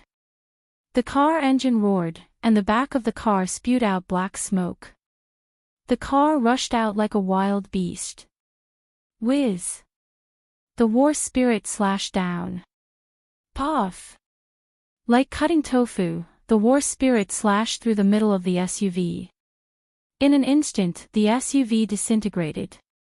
Just like the mercenaries, it was split into two. Boom! The SUV crashed into a big tree on the side of the road and turned into a pile of scrap metal. With a boom, it exploded into a ball of fire and soared into the air. Tang Jing did not even look at it. He turned around and looked at Anne, whose expression was as usual, and warned, "Don't run around. Take the holy armor shield and protect yourself in her." This was not the first time and had encountered an assassination attempt. This was the tragedy of the royal family. Although they were the focus of attention, they were also the target of public criticism. "Don't worry, I will protect her." And hugged the trembling little girl in her arms and said firmly. She also knew that she had brought harm to this little girl and her mother whose life was uncertain. She felt very guilty and said angrily, "We must make the murderer pay with blood." Tang Jing did not say a word and rushed out like lightning. The war spirit flew back into his hands. He looked around and saw that there were no more snipers on the balcony. He did not give up and directly rushed to the building. With a tap of his foot, he soared into the air. Then, he lightly tapped the wall a few times and soared into the air, like an eagle flying to the roof. Although the others fled in all directions, they did not escape too far. Many people subconsciously used their phones to record this intense battle. Many people's eyes lit up as they looked at Tang Jing in disbelief. The various methods he displayed were something they had never heard of or seen before. Of course, many people also subconsciously thought that Tang Jing's war spirit and holy armor shield were high-tech products. But when Tang Jing walked up from the wall as if he was walking on flat ground, they were so scared that their phones almost fell to the ground. Was this still a human? Everyone looked at each other in dismay as if they had discovered a new continent. They all shared this video on the internet. A motorcade drove out from the corner of the street and rushed towards Anne like lightning. Everyone's heart tightened. Could it be another mercenary? Everyone's heart could not help but be anxious for Anne and the others. But those with sharp eyes noticed the royal family's insignia on the motorcade and cried out in alarm. Why would the royal family's motorcade appear here? Everyone looked at each other in dismay, not knowing what to do. But when they saw that the motorcade had not yet stopped, a group of people jumped out. The first to bear the brunt was Baser. Baser had never been as anxious as he was today. Originally, he was going to accompany Her Highness to tour the city. But he did not expect that Anne and Tang Jing would disappear. Without a doubt, these two people deliberately wanted to get rid of them. He knew that Tang Jing's strength, and all of them combined could not compare to him. But after all, this was his duty, and he could not push his responsibility to Tang Jing. So, he still led a group of guards to look for Princess Anne in the city. Fortunately, there were only a few famous scenic spots in the city, so it did not take long for them to find this place. But they did not expect to hear the fierce sound of gunfire, as if they had come to a battlefield. They realized that something was wrong and quickly rushed over. When they saw the messy battlefield, the shocking sight of corpses and car wreckage, they realized how tragic the battle was. Baser's heart sank to the bottom of the valley. How was Princess Anne? If something happened to her, he would not be able to live. Princess Anne had helped him before, and he remembered it in his heart. He would rather sacrifice himself than let her be hurt. Princess Annie saw Baser and the others and hurriedly called out, "I'm here." This was like the sound of nature, and they all breathed a sigh of relief. They rushed over and surrounded Princess Annie in the middle, forming a human wall. Every one of them was armed with a rifle, and they were on alert. Princess Anne finally stood out from behind the holy armor shield. The crowd in the distance also saw her. Someone finally recognized her and shouted, "Princess Anne, it's Her Highness." Anne was the first princess in Europe. Although there were many princesses in Europe, there was no doubt that she was the most famous and the most popular one. Only then did everyone realize that it was the royal motorcade. It turned out that Princess Anne was the one who was attacked. Who would be so daring to assassinate Princess Annie?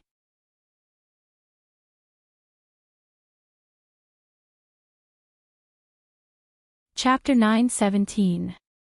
Tang Jing climbed to the top of the building and saw a figure jump down from the top of the building. He quickly chased after it but found that it was a rope between the two floors. The sniper was already in the middle of the rope with a pulley. The sniper seemed to have sensed that there was someone behind him and suddenly turned his head, only to find Tang Jing standing not far away, staring straight at him. The sniper was so shocked that he almost fell from the sky. How did this person get up?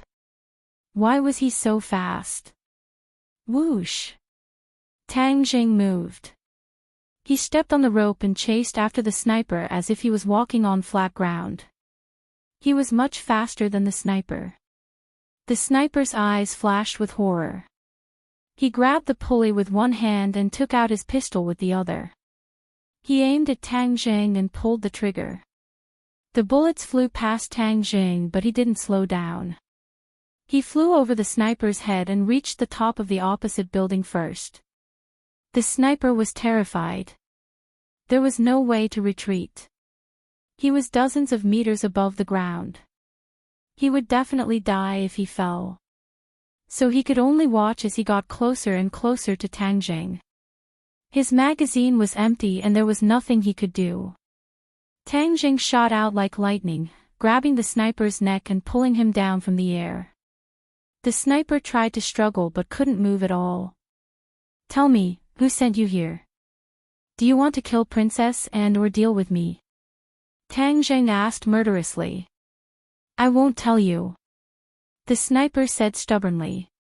"Even if you don't tell me, I have a way to find out." Tang Jing didn't want to waste time with him. He wanted to use the soul-searching technique. However, with a bang, the sniper's head exploded. Red and white liquid exploded in all directions. Tang Jing was scared out of his wits and hurriedly dodged far away. The sniper softly fell to the ground, but his head had already been blown away. Could there be another sniper? Tang Jing looked around but didn't find anything suspicious. Moreover, he didn't hear the sound of a bullet. A bomb. He immediately thought of a possibility. Could it be that the sniper had installed a mini-bomb in his head and detonated it remotely? He sucked in a breath of cold air. This meant that the enemy had not been completely eliminated, and there were still enemies spying on them in the dark. He was worried about Anne's safety, so he didn't waste any time at the top of the building. He jumped down from the top of the building, and with a quick tap of his toes on the wall, he landed firmly on the ground. A group of royal guards rushed over. When they saw him jump down from such a high building without a single scratch, they all turned pale with fright. "The sniper's body is on the rooftop," Tang Jing said and quickly returned to the scene of the incident. The guards surrounded Princess and as if they were facing a great enemy, fearing that the enemy would attack. And lay beside the little girl's mother and pressed down on the spot where she was shot in the chest to stop the blood from flowing out. "She's not dead." Tang Jing was shocked and couldn't help but feel a little relieved. If this innocent person was really implicated and lost his life, whether it was him or Anne, they would both feel very sad and guilty. He took 3 steps and rushed over. When Anne saw Tang Jing, she was like a drifting duckweed that finally found its roots. She anxiously shouted, "Tang Jing, quickly save her. Let me do it." Tang Jing supported the woman, his true chi flowed, and he immediately investigated her injuries. The bullet was left in the chest, but it didn't hurt the main organs and aorta. The only trouble was that the bullet was still in the body. If it stayed there for a long time, it would be dangerous. The little girl was crying on the side, crying and shouting, "Mom, wake up, don't leave me." Seeing this scene, Tang Jing and Anne's heart tightened. Tang Jing quickly comforted her, "Child, don't cry, your mother is fine, I will save her." The little girl didn't understand, sobbing, "You must save my mother, I only have one mother." Bezer urged, "Your Highness, let's leave here first. This is the square, it is very spacious and there are many eyes. If there is a sniper, then it will be difficult for us to guard against." Bezer looked at the surrounding crowd and the surrounding buildings, afraid that another bullet would shoot out from somewhere. As Anne's bodyguard, of course he first considered her safety. This was his duty. Anne was not moved and firmly said, "I will not leave, she was injured because of me, unless she is out of danger. Princess, we will send her to the hospital." Bezer quickly persuaded. "Your persuasion is useless, I must see with my own eyes that her life is not in danger, then I will leave." Anne persisted. "Stop arguing." Tang Jing shouted, stopping the two, "I will save her, be quiet for me." and was overjoyed and quickly asked, "Really?" But seeing the serious look on Tang Zheng's face, she quickly covered her mouth. Baiser wanted to persuade again, but seeing Tang Zheng's appearance, he swallowed back his words. Tang Zheng silently urged his internal energy. One of his internal energy protected her heart, while the other carefully pushed the bullet out of her body. Under everyone's eyes, the bullet was pushed out little by little, falling to the ground with a crisp sound. And Baiser were already used to this, but the other bodyguards had an expression of disbelief. Tang Zheng quickly used his internal energy to seal the blood vessels around the wound, stopping the bleeding. Then he picked her up and said, "Get in the car, we are going to the hospital." And held the pretty girl's hand and said, "I will go with you." Tang Zheng did not refuse. Baiser had objections, but he did not dare to show it, and could only order his subordinates to immediately move. Tang Zheng quickly got into the car, but a Huaxia woman timidly rushed over, shouting and screaming, but was stopped by the bodyguards. Tang Zheng glanced and saw that it was someone from the tour group, perhaps this woman's friend. He shouted, "Let her come over." Baiser hesitated and flew into a rage. "What are you standing there for? Didn't you hear? Let her come over." The bodyguards did not dare to stop them, and the woman rushed over, asking in a panic, "How is she?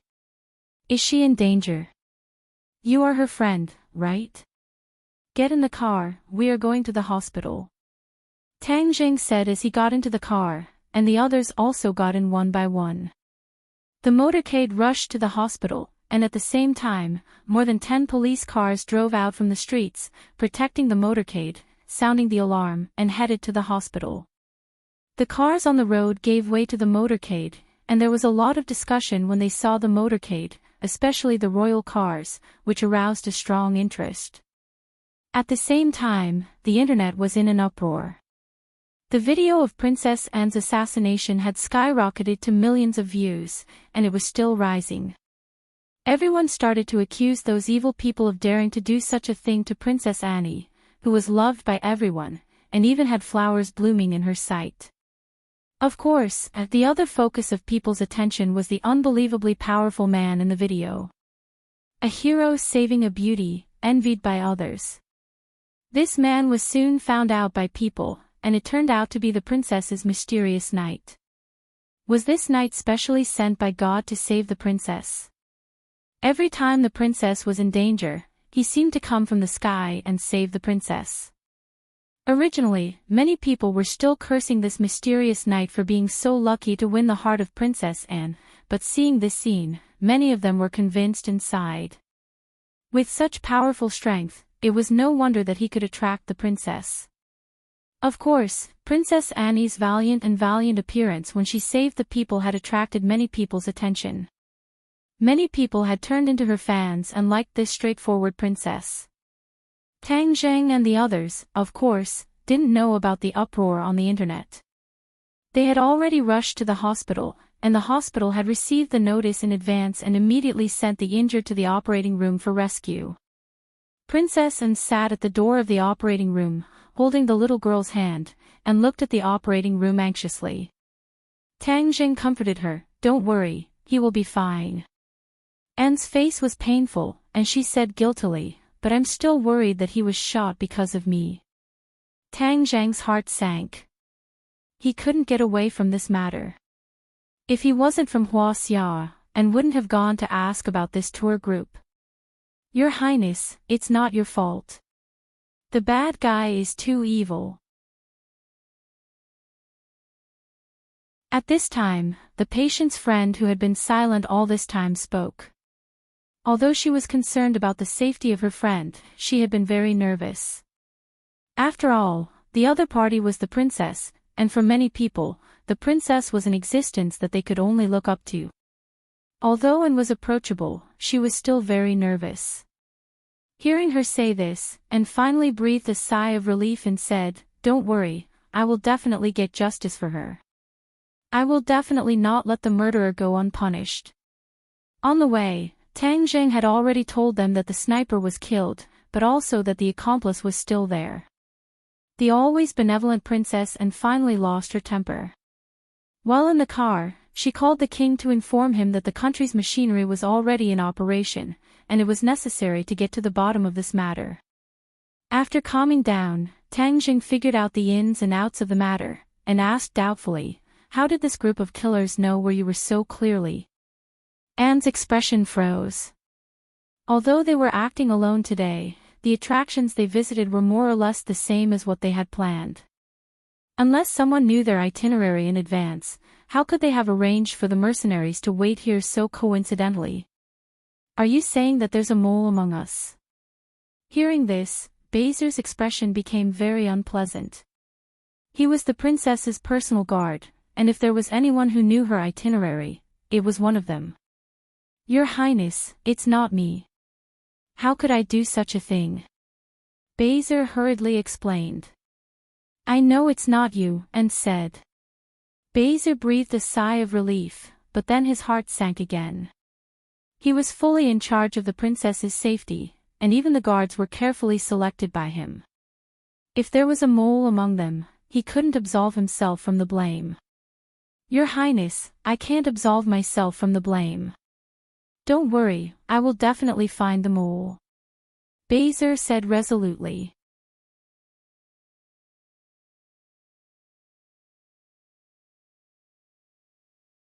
Chapter 9:18.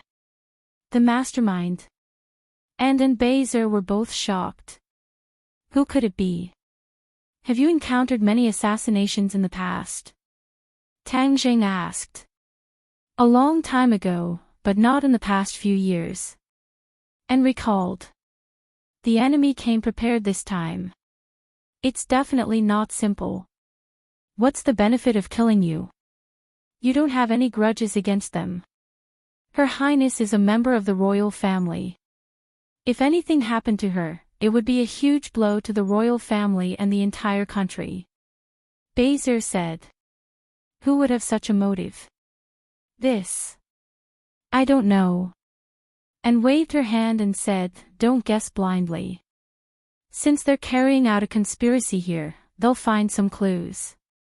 Just as she finished speaking, Anne's phone rang. She picked it up and listened for a while. Her expression became strange. "What's wrong?"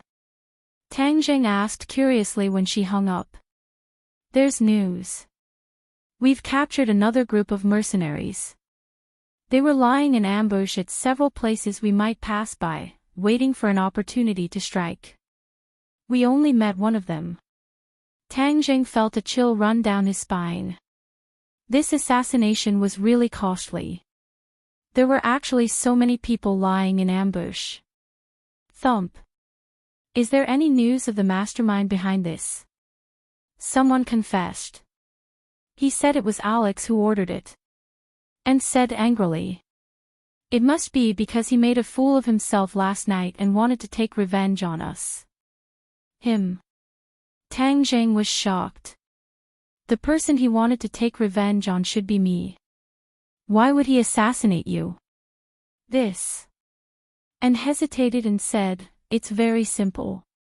He must also hate me because I was helping you last night." Bazer was furious. This person is too sinister. He actually dared to do such a crazy thing to Her Highness. Although Tang Jing didn't know Alex, he felt that this matter was a bit strange. He shook his head and said, "I don't think it's that simple. I don't think he would assassinate you. He treated you like that, but you still speak up for him. You're too kind." And said. Tang Jing was slightly stunned and forced a wry smile. "No one has ever said that I'm benevolent. I'm not being merciful. I just feel that something is amiss. There were too many people in the hospital and too many secrets were involved, so it was not appropriate to say too much. Since the country's machinery was in operation, the other party's assassination was basically a failure." Not long after, the door of the operating room opened and the doctor walked out. His expression was a little strange and his forehead was covered in cold sweat. Anne's heart was in her mouth again. She quickly asked, "Doctor, how is it?" Your Highness, the patient suffered a gunshot wound, not a penetrating one. But we didn't find a bullet in her body. The doctor wiped the cold sweat off his forehead. He felt uneasy. He couldn't even deal with such a small injury in front of the princess. He felt a lot of pressure. He found it a few times, but he couldn't find the warhead, so he had no choice but to come out and ask for forgiveness. This was too strange. And immediately guessed what he was thinking and said, "Doctor, I'm sorry. We forgot to tell you that the warhead has been taken out." "Ah, you took it out. How could this be? I didn't see any traces of it being taken out." The doctor was shocked. The warhead seemed to have disappeared into thin air. There were no traces of surgery. He had never heard of or seen this kind of technology before. He was the one who took it out. The others also saw it.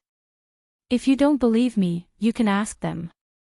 And didn't know why the doctor had such a big reaction. The others nodded. "Sir, was it you who took out the bullet? How did you do it?" The doctor looked at Tang Jing and asked curiously. Tang Jing guessed the doctor's thoughts. This kind of thing couldn't be explained by science. He didn't want to say it, so he said, "Doctor, this is a small matter. The key is how is she?" "Yes, how is she? Is she in danger?" And also asked. "She's fine. We have already stitched up the wound. The next step is to recover. But she lost too much blood and is still unconscious." Everyone let out a sigh of relief. And said, "You must use the best medicine to treat her.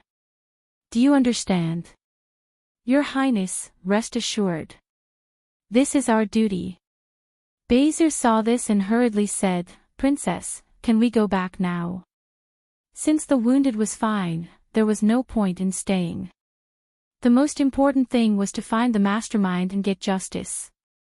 And comforted the little girl for a while and promised to visit often before leaving the hospital. "Go find Alex." And ordered domineeringly as soon as she got in the car. "Princess, His Majesty ordered us to return to the palace." Beizir said awkwardly. And said without hesitation, "Go find Alex." Looking at her determined face, Beizir couldn't do anything. If he disobeyed again, he was afraid that he would have to pack up and leave. Although Tang Jing suspected that this was not Alex's doing, there was no harm in confronting him. He could get more direct information and make a better judgment. The motorcade stopped in front of an antique castle. The Rothschild family's headquarters was not in Sweden, but they had properties in various European countries. This castle was one of them. When Alex came to Sweden, he naturally stayed here. Usually, almost no one from the family lived here, but there were still housekeepers and servants to take care of the castle. When they saw the royal motorcade, the automatic door slowly opened and the housekeeper came forward to welcome them. And was familiar with the place and asked directly, "Where is Alex?" "Your Highness, the young master is in the castle." "This way please." The housekeeper led them into the castle and a majestic historical aura hit them in the face. Tang Jing narrowed his eyes. This ancient family's heritage was deep. It was not something that the nouveau riche of today could compare to. Dong dong dong. Alex walked down the stairs and saw Anne. His face lit up with joy, but when he saw Tang Jing, he immediately frowned and said coldly, "What are you doing here?" And walked in front of him and asked directly, "Alex, did you send someone to assassinate me and Tang Jing?" "What, assassinate?" Alex was shocked. "What assassinate? You're still pretending. I'll see how long you can pretend. You're clearly resentful of what happened last night. You actually used such a despicable method. If you have any ability, then use it openly. If you use this kind of scheme, I will look down on you even more." And reprimanded without any trace of politeness. Alex's face darkened and said, I don't know what you're talking about. If I want to deal with this brat, I can defeat him openly. Why would I send an assassin? What a joke. Is that so? But someone has already confessed. You're the mastermind. Princess Anne said unrelentingly. Someone confessed. Now you don't have any excuses. Humph, I've seen through you. Since you insist that I'm the mastermind, then I'm the mastermind. I hate him. Alex's face turned from black to red. He did not argue and personally admitted it. You finally admitted it. And was like a victorious general. I've already admitted it. What can you do to me? Alex asked provocatively. Baser, capture him. I want to bring him back to face the law. And ordered. Baser had been in the royal family for a long time and already knew of Alex's identity. He was shocked and hesitantly said, Your Highness, calm down. This matter needs to be considered at length. Alex not only represented himself, but the family behind him was the most powerful. If they casually arrested someone like this, then the royal family would not be able to escape responsibility. You're not listening to my orders. And raised her eyebrows and the aura of a princess suddenly erupted. Baser trembled with fear and did not know what to do. Tang Jing did not speak the entire time. He quietly observed Alex's reaction. Although he had personally admitted to this matter, Tang Jing gradually believed that his judgment was correct. He was afraid that he had been wronged in this matter. Since Alex was not the culprit, and the other party had specifically confessed that he was the mastermind, then this matter was worth thinking about. A net seemed to be growing larger and larger above their heads, wanting to pull them all in. Wait! Tang Jing called out. Baser let out a sigh of relief. And looked at him with a frown and asked, What's wrong? This matter is a bit strange. Tang Jing said in a low voice. And did not think much of it. What's strange about it? He already admitted it himself. Tang Jing shook his head and explained, Alex's admission just now was more like words spoken in a moment of anger. It can't be taken seriously. Don't tell me you can't take his words seriously. And asked in a huff. She was too concerned this time. She was truly angered by today's matter, so it was difficult for her to calm down. Alex looked at Tang Jing with an odd expression. How did he know that I was speaking in a moment of anger? At this time, shouldn't he be hitting me when I'm down? But does he think that I'll appreciate his kindness just because he said that? Don't even think about it. Alex sneered and said, What right do you have to say that I'm lying? What I said is absolutely true, but what can you do to me? You're just a nobody from Huaxia. How can you fight with me?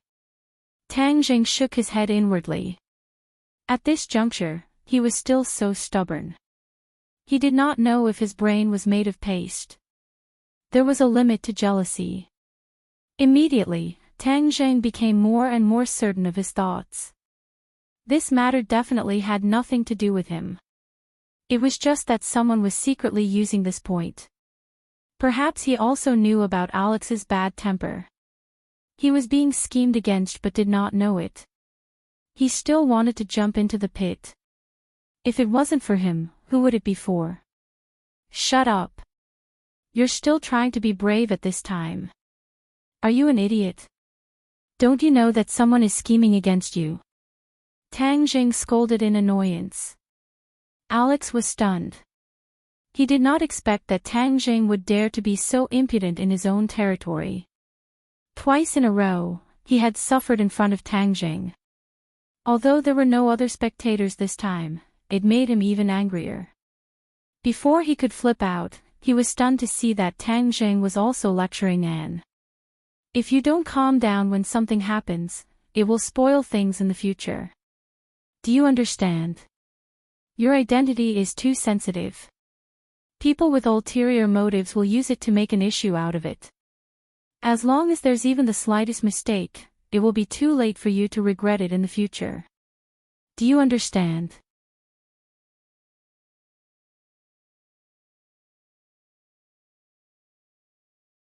Chapter 9:19.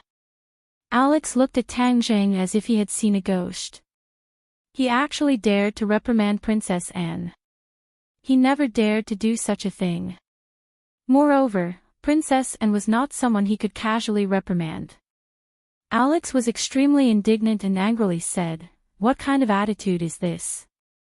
Do you know who you are talking to?" Tang Zheng speechlessly rolled his eyes. "Do you have a screw loose in your head? I am helping you. Can't you see?" Alex clearly did not appreciate it and continued to say, "And, you finally saw his true face. This kind of person is too hateful. Don't pay attention to him in the future." And turned a deaf ear and blankly stared at Tang Zheng. This was the first time he had reprimanded her. Although she felt wronged, she strangely calmed down. Her clever brain finally returned to normal. After thinking it over, she connected the dots. One by one, suspicious points gradually surfaced. However, in the end, she did not completely dispel her suspicions towards Alex. After hearing Alex's words, she unhappily said, "Are you an idiot? Don't you know that Tang Zheng is defending you?" Alex stifled a breath in his chest and almost spat out blood. He looked at Tang Zheng with disdain and said, "Who wants him to defend me? Meddling in other people's business." Tang Zheng did not want to continue talking nonsense with this idiot. He directly pulled and then was about to leave. Alex angrily looked at the two holding hands and unwillingly shouted, "Hey, where are you guys going? I am afraid that if I stay with this idiot for too long, I will also become an idiot." Tang Zheng said without any trace of politeness. "You're saying that I am an idiot?" Alex pointed at his nose in disbelief. Since he was young, people only praised him for being smart and quick-witted. No one had ever said that he was an idiot. He was so angry that smoke almost came out of his 7 orifices. "I'm saying that you are an idiot," Princess Anne said without any trace of politeness. "And you, why are you also like this?" Alex felt extremely wronged. Tang Zheng shook his head. This Alex was a member of the Rothschild family, but he clearly could not be compared to the young Lord Louis of the Rockefeller family. Louis was resourceful and ruthless. Although this Alex had a bit of a playboy aura, in his bones he was just a jealous young master. Although Anne wanted to confront Alex, she could not refuse and hurriedly walked out of the castle. "Don't run. I'm going to talk to you guys. Who's the one with a brain?" Seeing the few people get in the car, Alex immediately called for the housekeeper to drive a car to drive to the car. Then, he personally drove the car and chased after them with a roar. Tang Zheng and the others noticed the tail behind them from afar. Tang Zheng helplessly shook his head. "This Alex is really devoted to you. When he saw me say a word about you, he couldn't wait to beat me up." And pursed her lips and said, "He's so annoying. How is he devoted? Why didn't I see it? He just kept following me. Hee, you don't know how lucky you are. With his identity, there should be many girls chasing after him, right?" Tang Zheng joked with a smile. Anne's eyes lit up and said curiously, "Hey, you know about this too. Who told you?" "I just guessed it. It's not that difficult, but he still chased after you. This means that he has deep feelings for you." And made a vomiting gesture and said, "Deep feelings? Forget it, I don't need it." After saying that, her eyes lit up and looked at Tang Zheng. Tang Zheng looked at her eyes, and laughed involuntarily. "What, do you really like me? Then wouldn't Alex hate me to death?" "I like you. What are you going to do?" And asked directly and aggressively. "This joke isn't funny at all." Tang Zheng didn't take the bait and said indifferently. "Who said it's a joke? I'm serious. and stared at him without blinking, incomparably serious. Tang Jing didn't want to continue this topic. He really didn't have any thoughts about and, even though she was a princess and had a noble status. If an ordinary person had such an honor, they would definitely be flattered and feel that their ancestral graves were emitting smoke. Tang Jing didn't feel it at all and even felt that it was a bit troublesome. He waved his hand and changed the topic. Let's talk about the problem at hand first. Beizir glanced at the two from the rearview mirror and was shocked.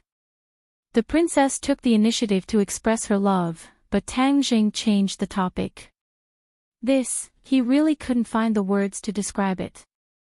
And pursed her lips and said faintly, coward. She had always had a hazy good impression of Tang Jing, but back in Huaxia, Tang Jing had other women and the two rarely had the chance to be alone. This good impression had always been brewing in the dark. Now that the two had many opportunities to be alone, her good impression of him erupted like a volcano. She couldn't help but take the initiative to express her feelings.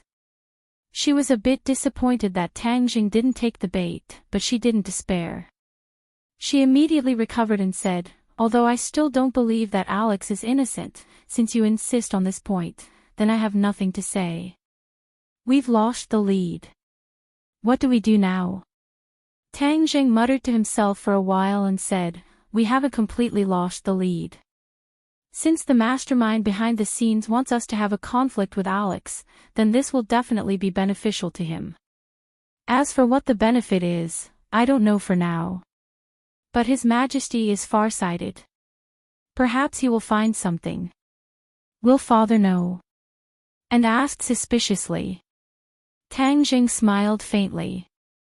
The king seemed harmless, but after all, he was someone who had been at the peak of power for most of his life. Naturally, his depth of vision was not something that ordinary people could compare to. The motorcade returned to the palace. Alex's sports car also followed. He was a frequent guest of the palace and wasn't stopped. And, wait for me. Alex was out of breath as he chased after her. Why are you following me again? And asked helplessly. Alex glared fiercely at Tang Jing and said, I'm afraid that he will hurt you, so of course I'm here to protect you. Tang Jing didn't know whether to laugh or cry. He was too lazy to waste his breath arguing with this brainless fellow. The group walked into the palace and found that Mu Hongyan was in a daze with a worried expression. Tang Jing quickly walked over. When Alex saw this scene, he really wanted to bring up the old matter and talk about what he saw last night. But when he saw that and didn't seem to care at all, he swallowed the words back down. After all, he wasn't really an idiot. He still knew how to weigh the pros and cons. If he brought up the old matter, he was afraid that it would make him even more unhappy. Then he would be directly kicked out of the palace. But, he stared at Tang Jing and Mu Hongyan without blinking, as if he wanted to find any clues about the two of them. Big Sister Mu, what happened? Why are you standing here in a daze? Hearing Tang Jing's voice, Mu Hongyan seemed to wake up from a dream. Ah, you're back. After hesitating for a moment, she said, there was a little problem. Today, Mr. Bruce and I went to do something that didn't go well. And? Tang Jing raised his eyebrows. Didn't His Majesty vow that everything was ready and that he only needed to take over the relevant industries? How could there be a problem? Let's go to the room to talk. There were many people around and Alex was a brainless person. Of course, he couldn't go into detail here. Young Master Tang, His Majesty invites you. Bruce walked over and interrupted the two's conversation as he courteously invited them. Your Highness, His Majesty also wants you to go with him. Tang Jing nodded and said, Big Sister Mu, you've been tired all day. Go back to your room and rest first. I'll talk to you in detail later. He knew that the king summoned him to talk about the assassination. Time was tight, so he decided to go see the king first. Seeing that Tang Jing and were about to leave, Alex hurriedly called out, I'll go with you. Bruce stopped him with a smile and said, "Young Master Alex, His Majesty only invited young Master Tang and Her Highness the Princess. No one else is allowed to disturb them. I'm worried that Tang Jing will harm Anne." Alex refuted with conviction. Bruce was still smiling and his expression didn't change in the slightest as he said, "Young Master Alex doesn't need to worry about this. This is the Imperial Palace. No one can do bad things to Princess Anne here." Although Alex was extremely anxious, he couldn't do anything about it. He could only keep saying, "Tang Jing doesn't have good intentions. You must be on guard against him. You don't need to worry about this." Bruce politely replied, but in his heart he was saying that someone had already confessed that you were the real culprit behind the scenes. You still dared to come here. We should be careful of you. Bruce quietly gave a meaningful glance to the guards around him. Alex had already been quietly surrounded. But he was completely unaware. He just kept looking at Tang Jing and Anne's backs. He was extremely anxious. Tang Jing and saw the king. The king's face was dark, but when he saw Anne, he revealed a trace of gentleness. "Anne, it's good to see that you're okay." And hugged the king and said, "Father, I almost couldn't see you again. Fortunately, Tang Jing saved me. You should thank him for this. But you are also responsible for today's matter. Why did you sneak out?" The king was not so easily fooled. He immediately got to the point. And hugged the king's arm and acted like a spoiled child. "With so many people following us, how can we appreciate the real beauty? Tang Jing came from afar, so we must let him see the real face of our country. This is the hospitality that you have always taught me." Looking at the eloquent Anne, the king shook his head and said, "I can't win against you, but this is really too dangerous. Don't worry. As long as Tang Jing is here, no one can hurt me." And said solemnly. The king did not comment and said to Tang Jing, "You saved Anne again. I don't know how to thank you. Annie is my friend, so this is what I should do." Tang Jing, on the other hand, did not take the credit for himself as he lightly said. The king could not help but secretly praise, but his face gradually became serious. "You know the details. I heard that you went to confront Alex." Yes, Alex admitted that he did it. But Tang Jing thought that I was wrong and said that it was not Alex who did it. And said with grievance.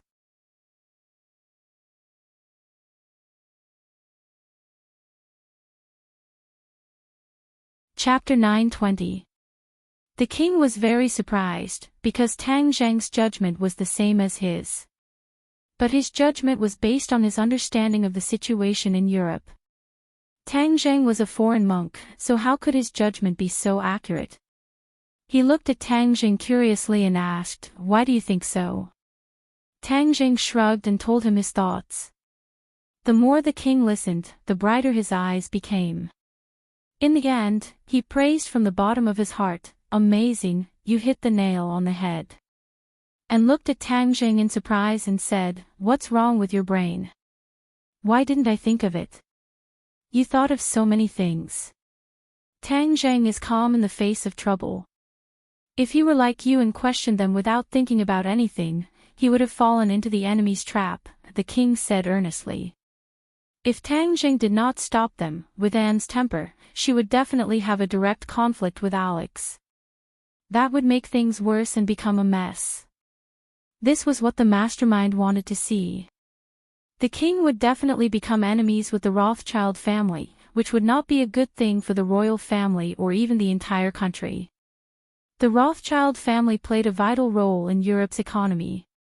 If they rashly offended the Rothschild family, Sweden would definitely suffer a heavy blow. Not greater than as the king of a country, he would definitely not take such a risk. Hearing this, Anne lowered her head in shame and said, "I was just angry. Besides, Alex admitted it himself, so I didn't think too much about it. It's not like you don't know Alex's temper. Can you believe everything he says? and pursed her lips and did not say anything more. Since Alex is not the mastermind, who could it be? Tang Jing asked. Hearing this, Annie also looked at her father curiously. The king pondered for a moment and said, I don't know yet. If your majesty and the Rothschild family become enemies, who will benefit the most? Tang Jing changed the question. It's hard to say because there are too many people who will benefit.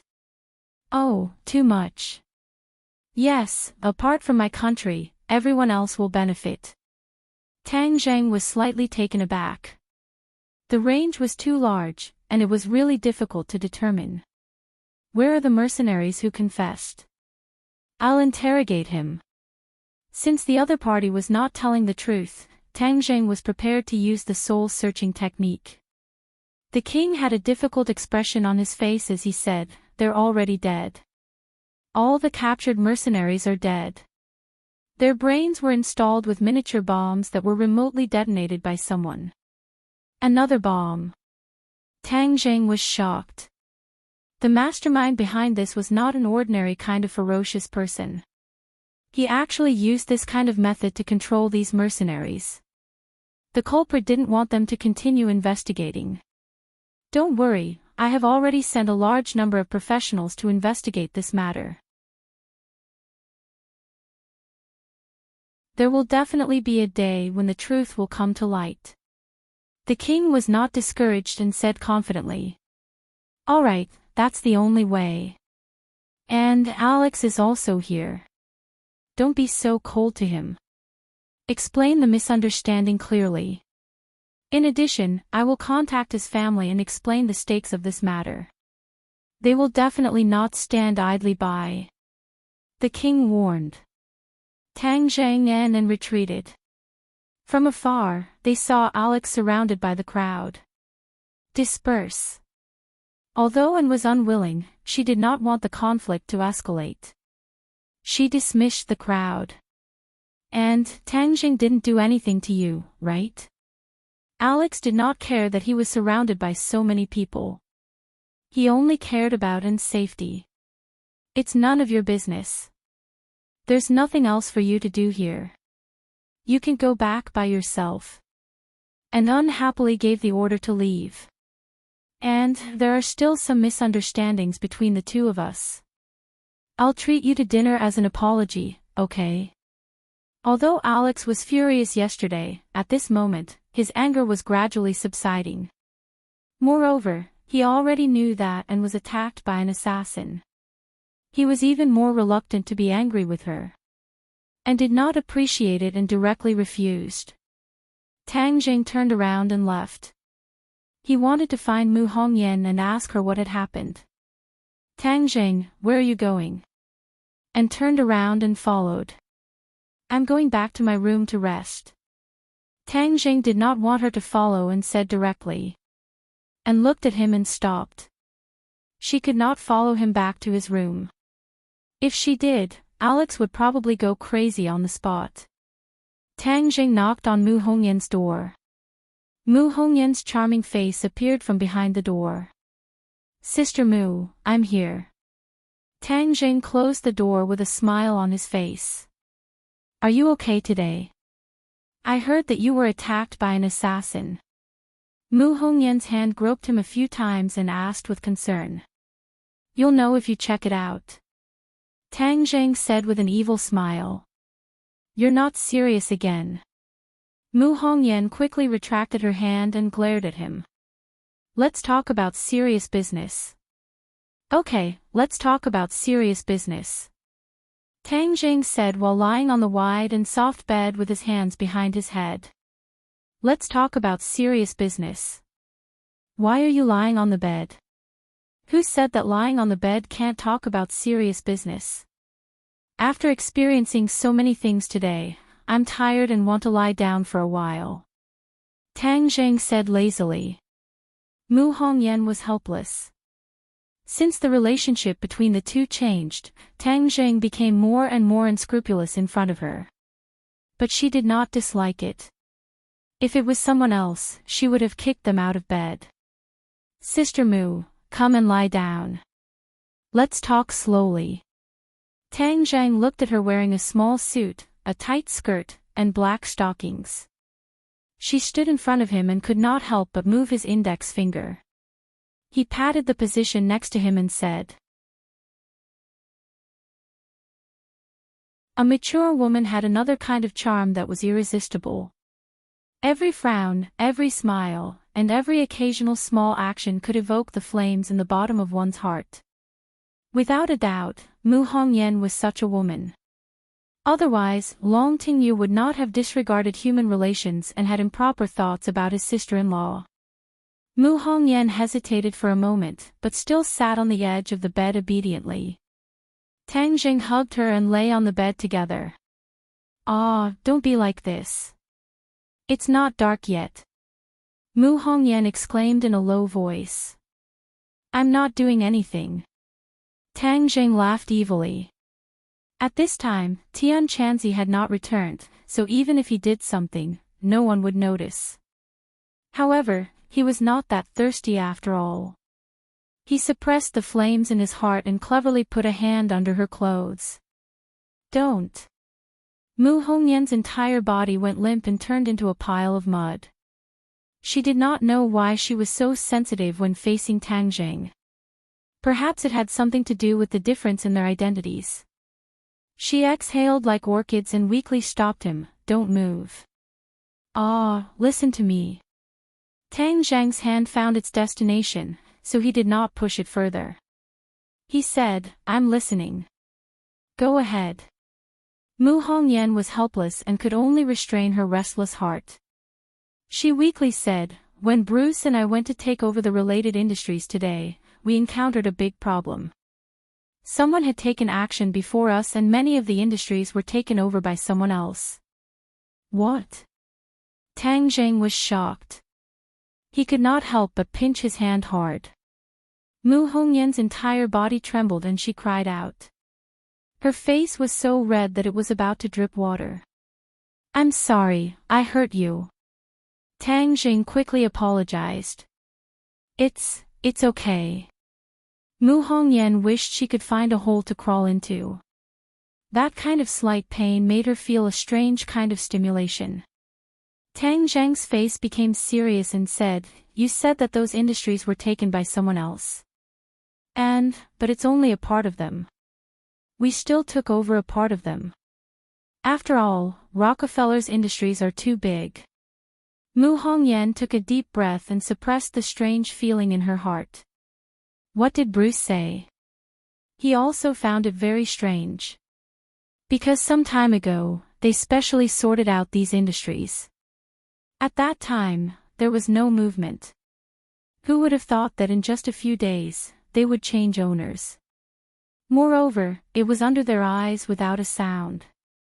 This is very strange. Mu Hongyan slightly wrinkled her brows. She gradually adapted to Tang Zhang's restless hands and immersed herself in business. Tang Zhang didn't know much about business. When he was discussing with the king and several other royal families in Europe, they provided a set of strategies that were said to be very professional. As long as Nicholas died and Rockefeller declined, they could use that strategy to take over Rockefeller's industries. Even if the Atlantic Empire tried to stop them, it would not be of much use. Later, Mu Hongyan made a special trip to Sweden and talked with them for a long time. With a professional view, she approved of their method. In fact, Rockefeller's industries were too many and spread across many countries around the world. This method was very complicated. It required a very strong foundation to succeed.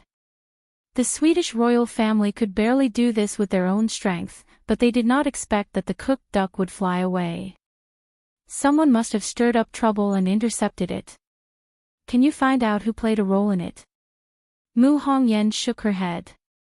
I can't find out at the moment. Since the other party dared to do it, they must be careful. It's not easy to find out immediately. This doesn't look like an assassination. Although I don't understand business, after all, this kind of operation is very complicated. It's easier to leave clues. I don't believe that they didn't leave any traces. In addition, in the end, it will be clear at a glance whose hands those industries will fall into. Whoever benefits will naturally be the one stirring up trouble. Tang Jing thought for a while and analyzed in an orderly manner. Looking at him frowning and analyzing in an orderly manner, Mu Hongyan could not help but be stunned. That kind of strong self-confidence made her heart flutter. Men were most charming when they were serious. There was no doubt that Tang Jing was very charming at this moment. This kind of temperament that was in control of the whole situation was very moving. Seeing that Mu Hongyan did not respond for a long time, Tang Jing looked down and found that she was lying in his arms, looking up at him in a daze. What are you looking at? Nothing. Mu Hongyan panicked. She was not a little girl. Why was she so infatuated? She was so embarrassed and quickly lowered her head. That shy look made Tang Zhang's head hot. He subconsciously hugged her, turned over, pressed her on top of him, and kissed her.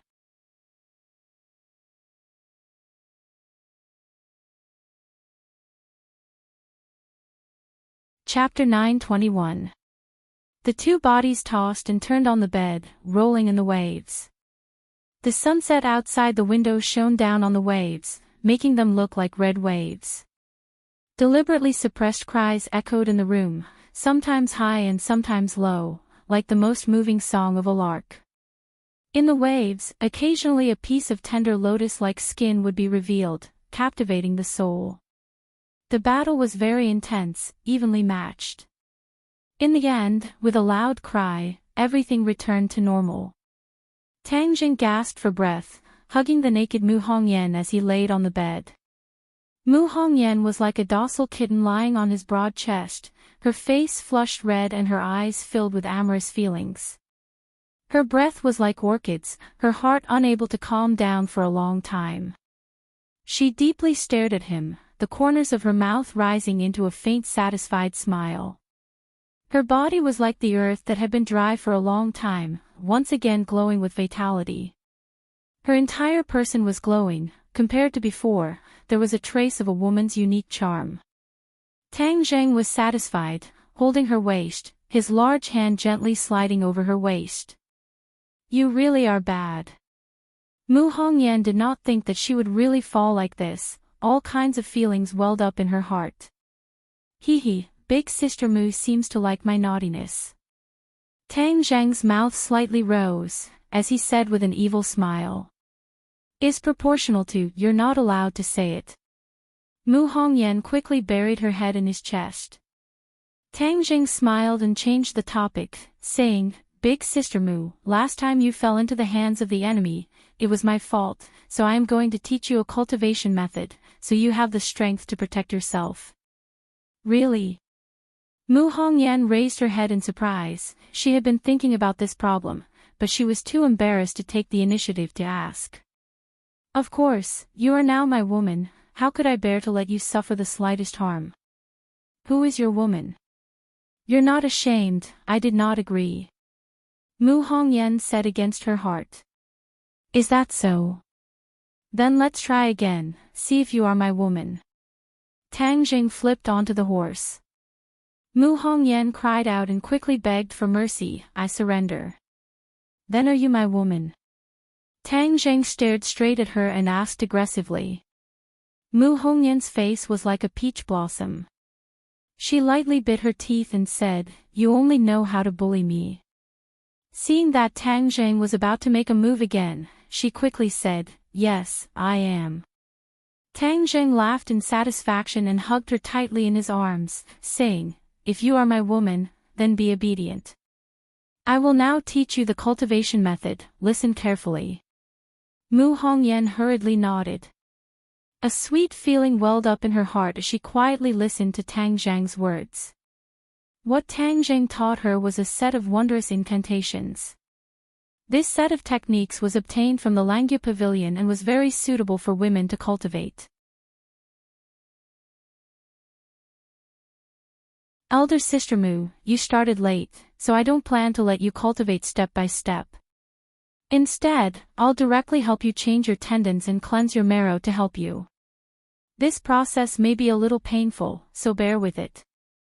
Mu Hongyan firmly nodded her head. Come, I'm not afraid. Her character was very tenacious. All these years, she had endured many grievances and pain, so how could she be afraid? This was something that Tang Jing had no choice but to do. She was old and had already passed the best time to cultivate. Starting from the beginning would be too slow. Tang Jing wanted her to have the ability to protect herself. Of course, he would not let her cultivate step by step. Thus, he simply changed her tendons and cleansed her marrow. However, he was not as powerful as the 100-change Star Lord. Back then, he had directly raised Junko from the early Xiantian stage to the 9th grade Xiantian stage. The two sat down cross-legged facing each other. At first, Mu Hongyan was a little embarrassed. However, seeing that Tang Jing did not have any distracting thoughts in his eyes, she gradually abandoned all distracting thoughts and focused her mind. The two's hands were pressed against each other. Tang Zhang's innate qi entered her body little by little and wandered through her limbs and bones. The impurities in her body were expelled from her pores by the innate qi. Her forehead was covered in cold sweat. She clenched her teeth but did not make a sound. This process was not simple. To be honest, it was a little painful. Tang Zhang looked at her suffering appearance. Although his heart ached, he did not soften. This was for her own good. She had to suffer the most in order to rise above others. The sun had already set and night had fallen. The work of changing tendons and marrow had just been completed.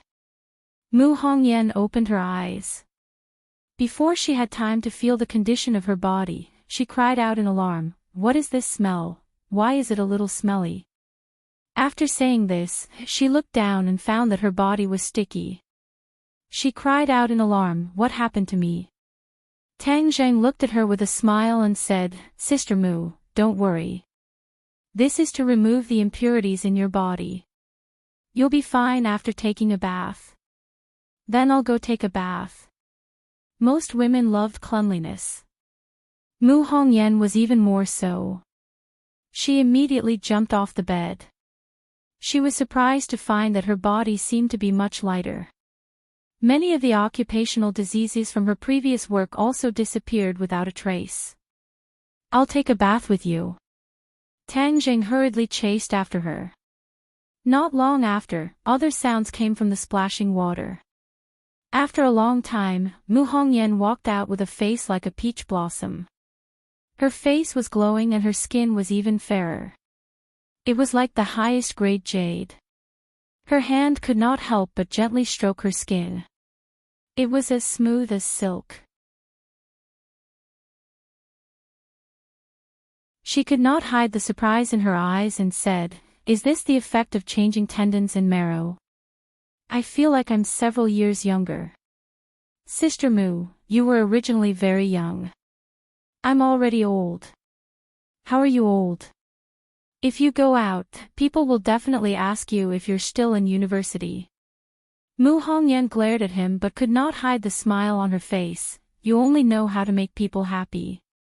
"Ah, it's already dark. Let's go out." She was afraid that other people would find out about the two of them. She did not want to give herself away in front of others. Tang Jing smiled as he watched her put on her clothes in a hurry and said, "Let me help you put it on." "I don't want you to help me. The more you help, the more trouble you'll cause. You'll make it impossible for me to put on my clothes properly." Mu Hongyan said bitterly, "Hurry up and put it on too. Later when you go out quietly, don't let others find out. Do you hear me? Or else." "Or else what?" "Or else, don't even think about going to bed next time." Tang Zheng laughed and did not tease her anymore. After putting on his clothes, the two of them had a deep French kiss before he left without anyone noticing. He had just returned to his room for a while when there was a knock on the door. And was standing outside the door. "Where did you go just now?" No one answered when I knocked on the door. Tang Zhang's expression did not change as he said, I was in the room. I fell asleep just now, so I didn't hear anything. I'm here to invite you for a meal. And did not think much of it and said casually, I'll call Big Sister Mu. When she knocked on Mu Hongyan's door and saw her, she was slightly stunned and exclaimed, Wow, Big Sister Mu, you're so beautiful today. Mu Hongyan felt a little guilty as she touched her face and glanced at Tang Zhang and said, I don't think so. I didn't suddenly become younger. You just became younger. Oh, no, you were originally very young. I'm saying that your skin is too good. It's so tender and white with a hint of rosy. When you came back just now, I saw that you were still very tired. How did you suddenly become so radiant? Teach me the trick. Did you use some magical skincare products? I want to try it too. And said in surprise. Beauty had an irresistible allure to women. Even the high and mighty princess could not remain calm. Mu Hongyan bitterly smiled and glanced at Tang Jing, saying in her heart that if you want to try this method of mine, then go find him. It's nothing. It's just ordinary skincare products. Maybe it's because your country's climate is too good that I have such a big change. Mu Hongyan's explanation was far-fetched. Is that so? How come I don't feel it? Could it be that I've lived for too long, so I'm slow and can't feel it?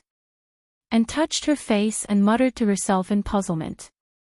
And, let's go eat. Don't let them wait too long. Tang Jing hurriedly came to the rescue to avoid delving too deeply into this issue and revealing a flaw. And held on to Mu Hongyan's hand and warmly said, Big Sister Mu, I'll ask you for guidance in a while. Don't hide anything. Mu Hongyan awkwardly agreed and helplessly glared at Tang Jing. This is all your fault. Tang Zhang's mouth hooked up in a smile and pretended not to see it. When he arrived at the dining hall, he found that Tian Chanzi was already waiting there. Tian Chanzi looked at Tang Zhang with a meaningful smile. Tang Zhang's heart jumped. Could it be that he just discovered something? I heard that you experienced a lot of things today. Are you very tired? Tian Chanzi asked with a smile. There was clearly a hidden meaning in his words. Tang Jing pretended not to hear it, but since he knew, then it didn't matter. How can I be as leisurely as you? I don't even know where you ran off to meet with someone. Tang Jing lightly said. Slander. The king and queen invited everyone to sit down and eat. After the meal, Tian Chanzi pulled Tang Jing, winked and said in a low voice, You brat, you did bad things when I wasn't here. You are the one who is slandering. Tang Jing seriously said. Believe it or not, I'll expose you. Expose me? Tang Jing shrugged. Tian Chanzi curled his lips and said, You brat, your wings are really strong. I can't threaten you. Okay, let's talk about business. You came to Sweden for the Rockefeller industry, and I came for the crystal. We should find the whereabouts of the crystal. Why don't you ask His Majesty?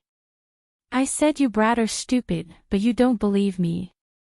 If I ask him directly, will he admit it? Tian Chanzi looked at him with a look of disdain. Since you know this as well, what can you do? Can't you find it yourself? Do you really think I went to meet someone during the day? Am I like you? Doing bad things during the day? Tang Zhang was thick-skinned, and deliberately pretended not to understand, and asked, What did you find during the day? Of course I found something. According to my investigation, the crystal is hidden in the palace. The energy contained in the crystal is very powerful. It is not easy to completely hide its traces, especially for a master like me. Don't blow your own trumpet. Tian Chanzi glared at Tang Zhang and continued to say, I have narrowed down the scope. The crystal is under the palace, but I don't know where the entrance is. So tonight we have to sneak in when no one is paying attention, and take out the crystal without anyone noticing. Oh, you want to steal something from your disciple's house? Who said it was stealing? It was just borrowing. Those things are useless to them. Making the best use of them will not waste them. Enchanting argued.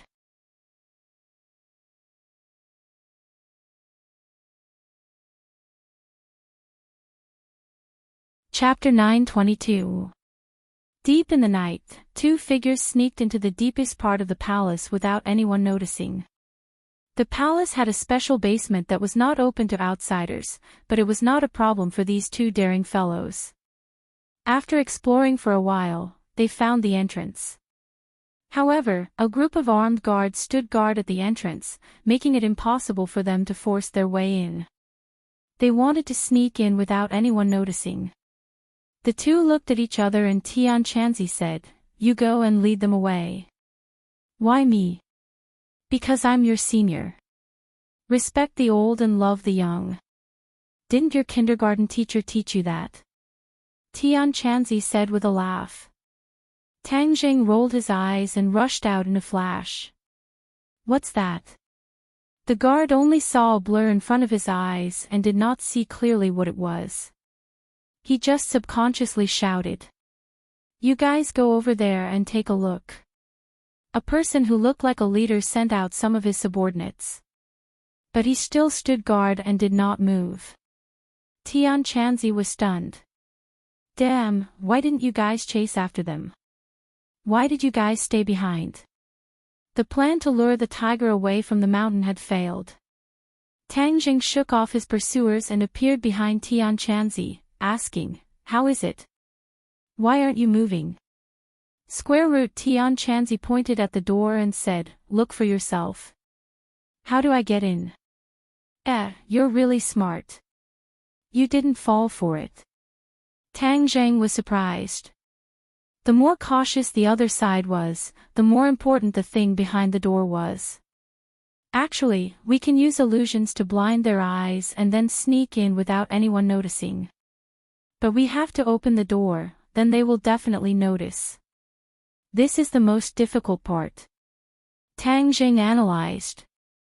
Enchanting said helplessly, "We can't knock them out and directly charge in, and we can't sneak in without anyone noticing.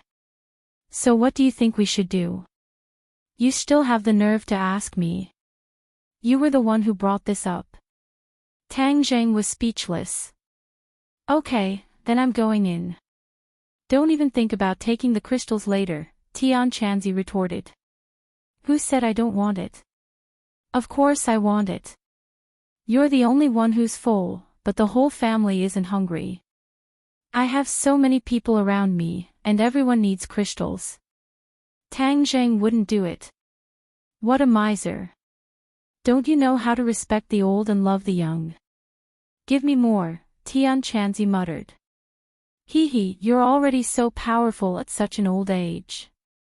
You should leave this kind of improvement opportunity to us, the younger generation. Stop talking nonsense and think of a way. Tang Jing stared at the group of guards. Just as he was at his wit's end, the door opened. Their pupils constricted as they looked at each other. Then, they stared at the door. A few people in white coats walked out.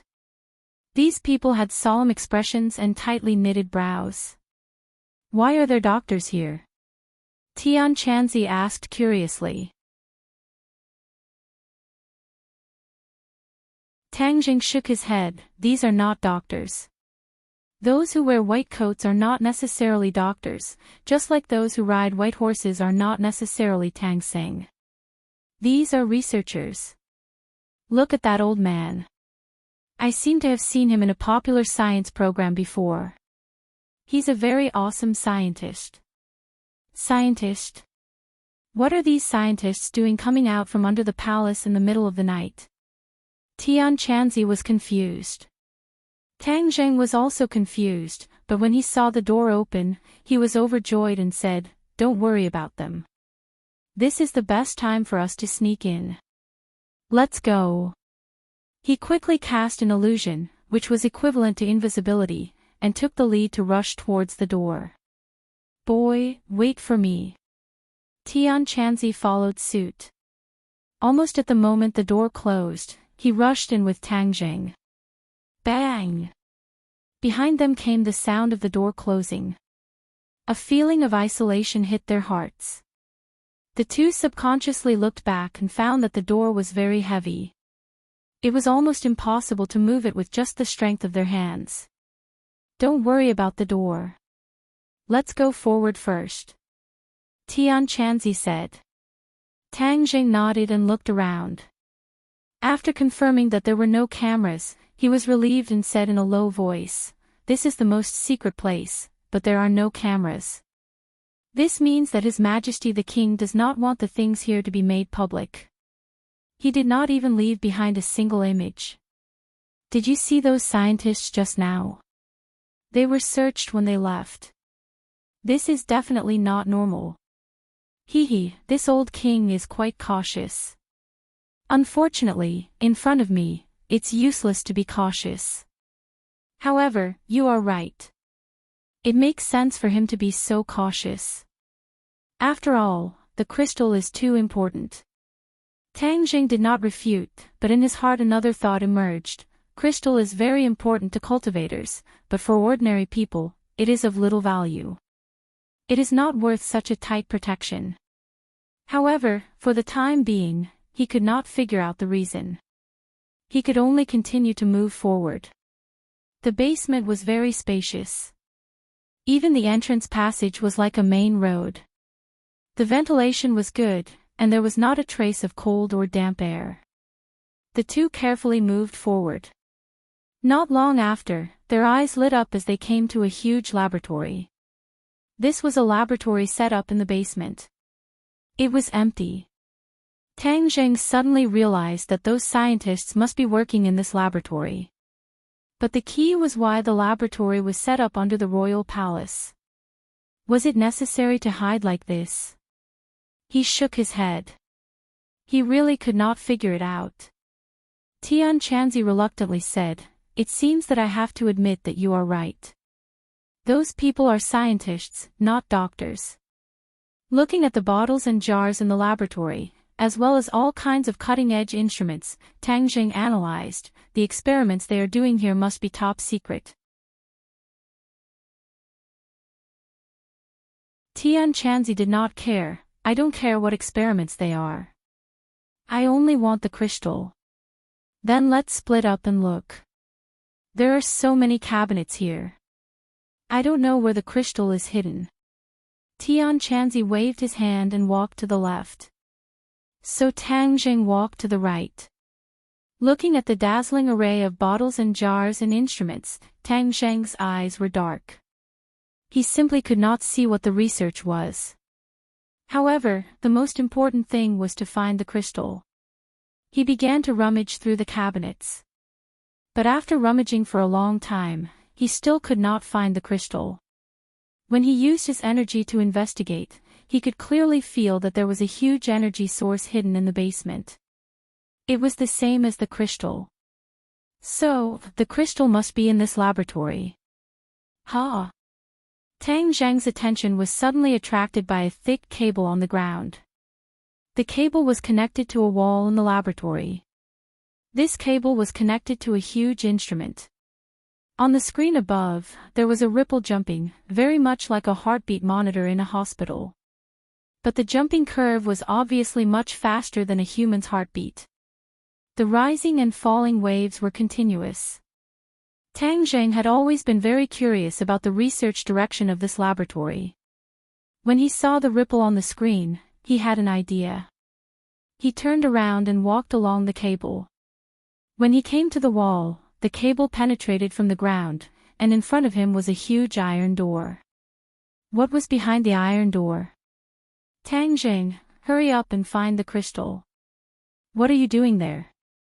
Facing the wall to reflect on your mistakes. Tian Chanzi saw Tang Jing in a daze and kept urging him. It's really strange. The crystal is clearly here. Why can't I find it? Tang Jing moved and shouted, Tian Chanzi, come here.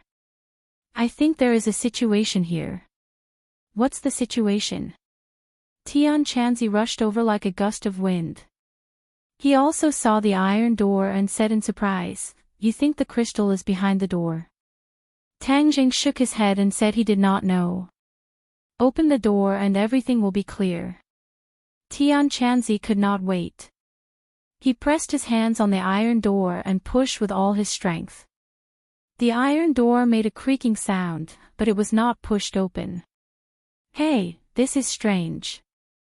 I don't believe I can't push it open." Tianqianzi stretched his body and angrily tried to push the iron door. "Ha!" Tang Jing burst out laughing. Tianqianzi turned around and looked at him. "What are you laughing at?" "Tianqianzi, I'm laughing at how stupid you are."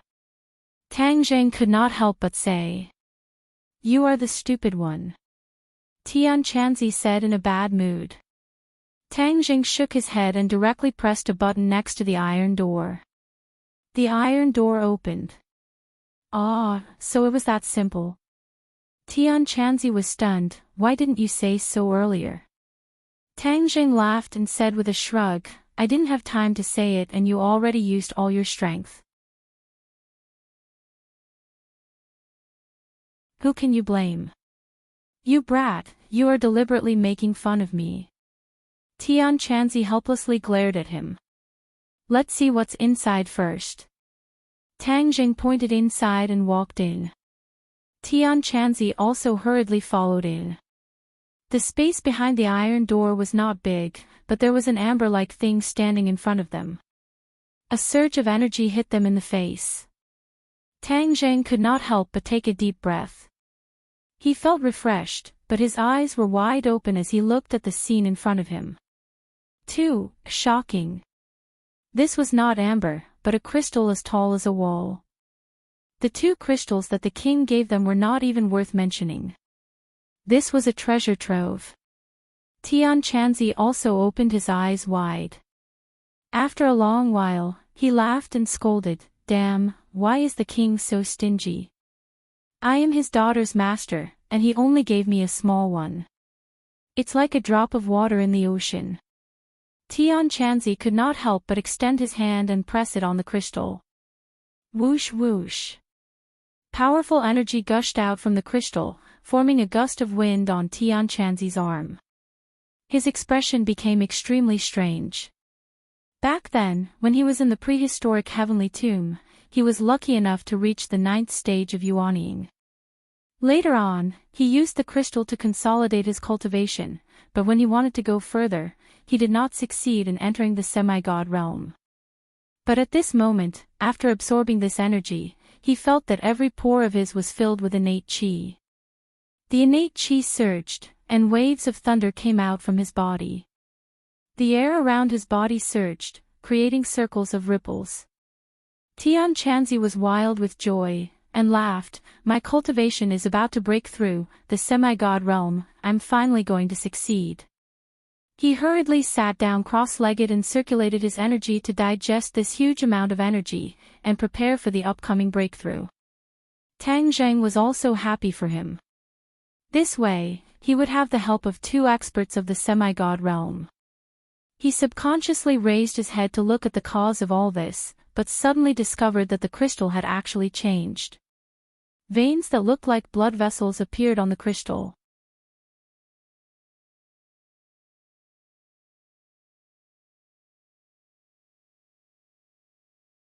Chapter 9:23. The veins on the crystal were very clear and were similar to blood vessels. There was a liquid slowly flowing inside. What is this? Tang Jing was shocked, but he found that the crystal was changing more and more. Soon, it became completely transparent. There's something inside the crystal. Tang Jing's eyes widened as he saw an unknown creature appear inside the crystal. He found that the cables were forked into strands and attached to the crystal. Could the wavy lines on the monitor be the heartbeat of this unknown creature? It was alive. He suppressed his violently beating heart and stared at it. He had never seen this creature before and he was sure that it was not a creature of this world. It was about the same size as an adult, but it was a four-legged reptile. It had a very long tail that was like a sharp hook. The strangest thing was that its eyes were always open and reflected Tang Zhang's figure. Tang Zhang's heart trembled as he stared at those eyes. It was as if his soul was about to be sucked into them. What are you standing there for? Tian Chanzi's voice suddenly sounded in his ears. Tang Zhang's thoughts were interrupted. He turned his head to Tian Chanzi and said, Tian Chanzi, quickly look at the East Delta 3, West, do you know what this is? What are you talking about? Let me tell you a piece of good news. You'll be jealous to death. I've already broken through to the deity transformation realm. If I meet the 100 Faces Star Sovereign in the future, I won't be completely helpless. Tian Chanzi said excitedly. Tang Jing acted as if he didn't hear him and anxiously urged, don't talk about yourself. Look inside the crystal, there's an unknown creature. What unknown creature? You stinking brat, even if you don't want to congratulate me, you don't have to find such an excuse to avoid me. Tian Chanzi's voice was a bit unhappy. What did you say? You didn't see the unknown creature. Tang Zhang was shocked and quickly turned his head. Ah! He couldn't help but cry out, where's that thing? How come it's gone? It was clearly inside the crystal just now, and there were even vein-like arteries in the crystal. Tang Zhang, are you dazzled by the surprise? Tian Chanzi asked. Tang Zhang firmly shook his head. I'm absolutely not seeing things. Just now, the crystal became transparent, and I saw an unknown creature inside. Seeing that Tang Zhang was so agitated and determined, Tian Chanzi frowned suspiciously. Was that really the case? He stared at the crystal. The crystal was not transparent, and it was no different from what he had seen before. Did you find any clues? Tang Zhang hurriedly asked. Tian Chanzi shook his head as he found nothing. There's something strange about this crystal. Look at the cables connected to it. I suspect that they're used to detect the unknown creature inside the crystal. Moreover, there's a heartbeat, which means that it's a living creature.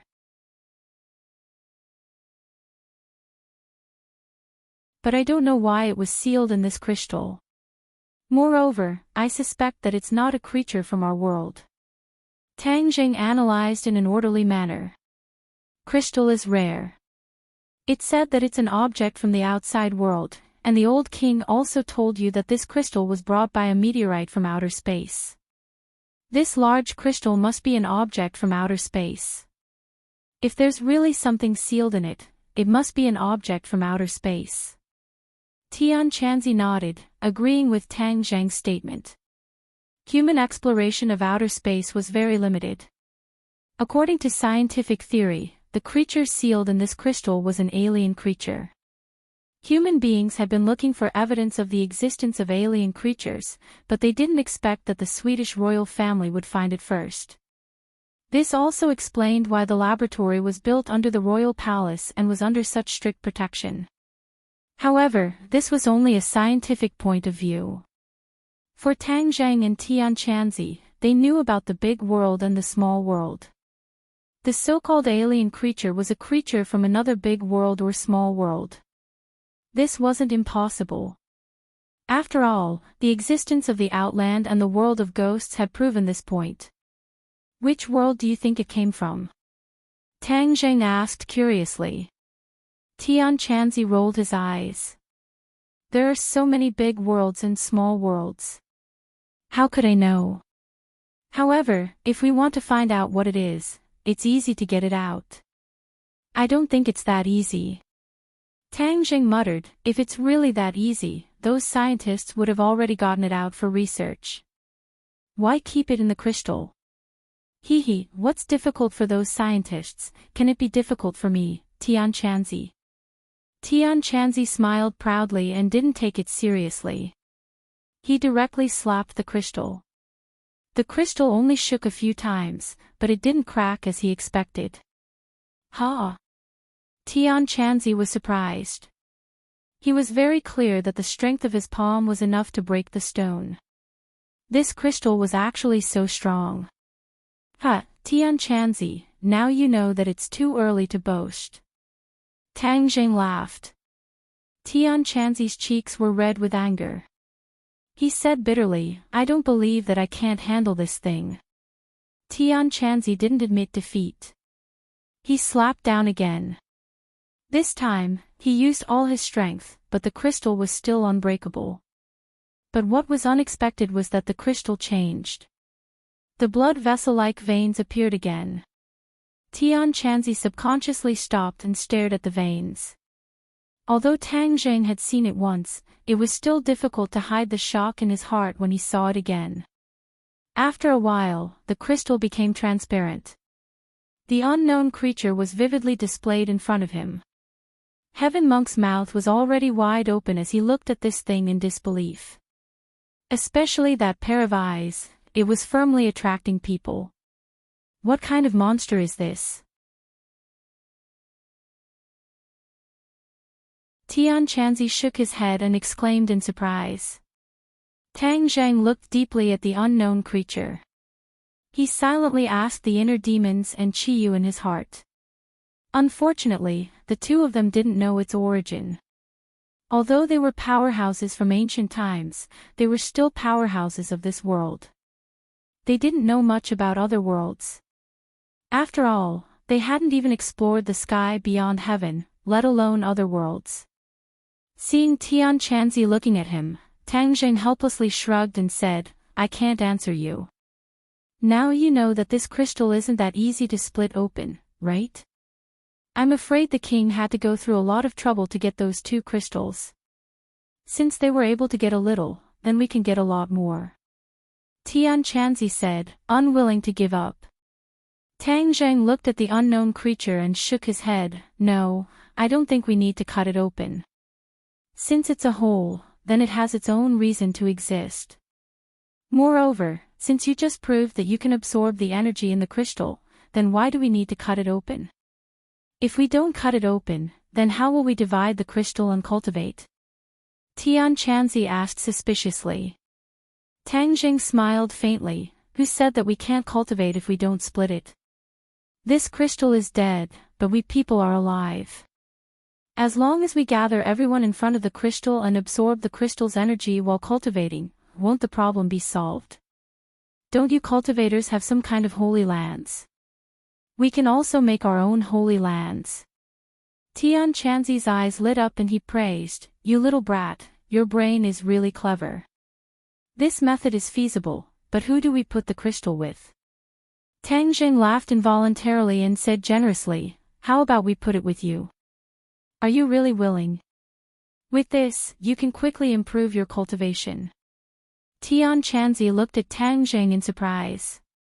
What's there to be reluctant about? You've helped me so much. Moreover, the higher your cultivation, won't I also benefit from it? Seeing that Tang Jing didn't seem to be duplicitous, Tianchanzi praised and said, hey, it's really not a waste of my kindness to you.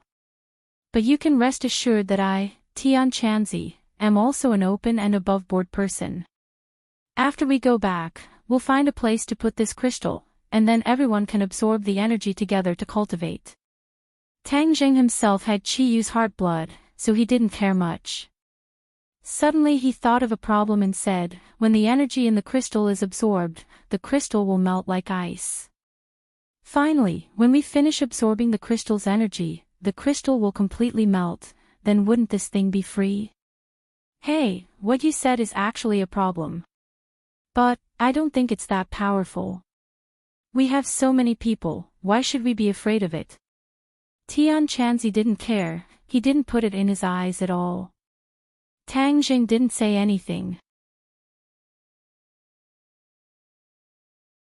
This creature from another world couldn't be careless, but for the time being he didn't have a better way. He could only improve his cultivation.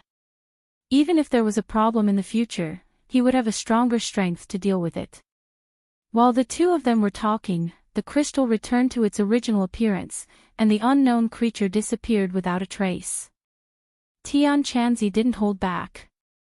With a wave of his hand, he wanted to put the crystal into his summer bag. Hey, strange, why isn't there any reaction? Tianchanzi's eyes widened, as if he had seen a ghost. Why isn't there any reaction? Tang Zheng was also very surprised. Tianchanzi stared at the crystal, somewhat anxiously said, "It's really against me today. I don't believe it." Tianchanzi held his breath, focused his mind, and cast a spell, trying to put the crystal into his summer bag. But the crystal still didn't have any reaction. The summer bag absorbed all things, and this had never happened before. It was too strange. Tianchanzi scratched his head in distress and said, "Could it be that the level of my summer bag is too low?" His summer bag was an earth-grade magic treasure, and its divine ability was already very extraordinary. It could even take in a heaven-grade magic treasure, but it couldn't deal with this crystal. Tianchanzi was very angry. This crystal was specifically against him. He used all his skills and sweated, but there was no reaction. He was about to go crazy. Damn crystal, why is my summer bag not working? Are you trying to anger me to death? Tianchanzi fiercely kicked the crystal a few times and roared angrily. This was like seeing a delicious meal, but there was no way to eat it. This feeling was really unpleasant. Looking at his helpless appearance, Tang Jing couldn't help but laugh. "Tianchanzi, why are you so angry with the crystal? Let's think of a way. We can't just not take it, right?"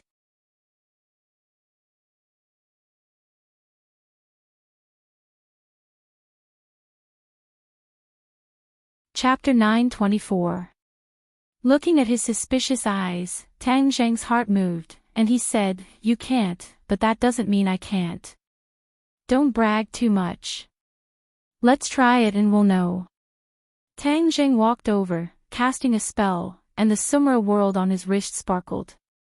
Tianchanzi was suddenly shocked, patting his head as he suddenly realized, "How could I forget about your summer world? Summer world is a heaven-grade magic treasure, one grade higher than my summer bag, maybe." He blushed a little. Tang Zheng's mind was completely focused, and with a so, the crystal disappeared. He immediately saw the crystal in summer world. You really can." Tang Zheng was very happy. Tianchanzi shook his head, depressed. "Is there any justice? My cultivation is so much higher than his, but he still beat me." Looking at his depressed appearance, Tang Zheng patted him on the shoulder and said, "Tianchanzi, don't be discouraged. Can't you have a bit of the demeanor of a senior?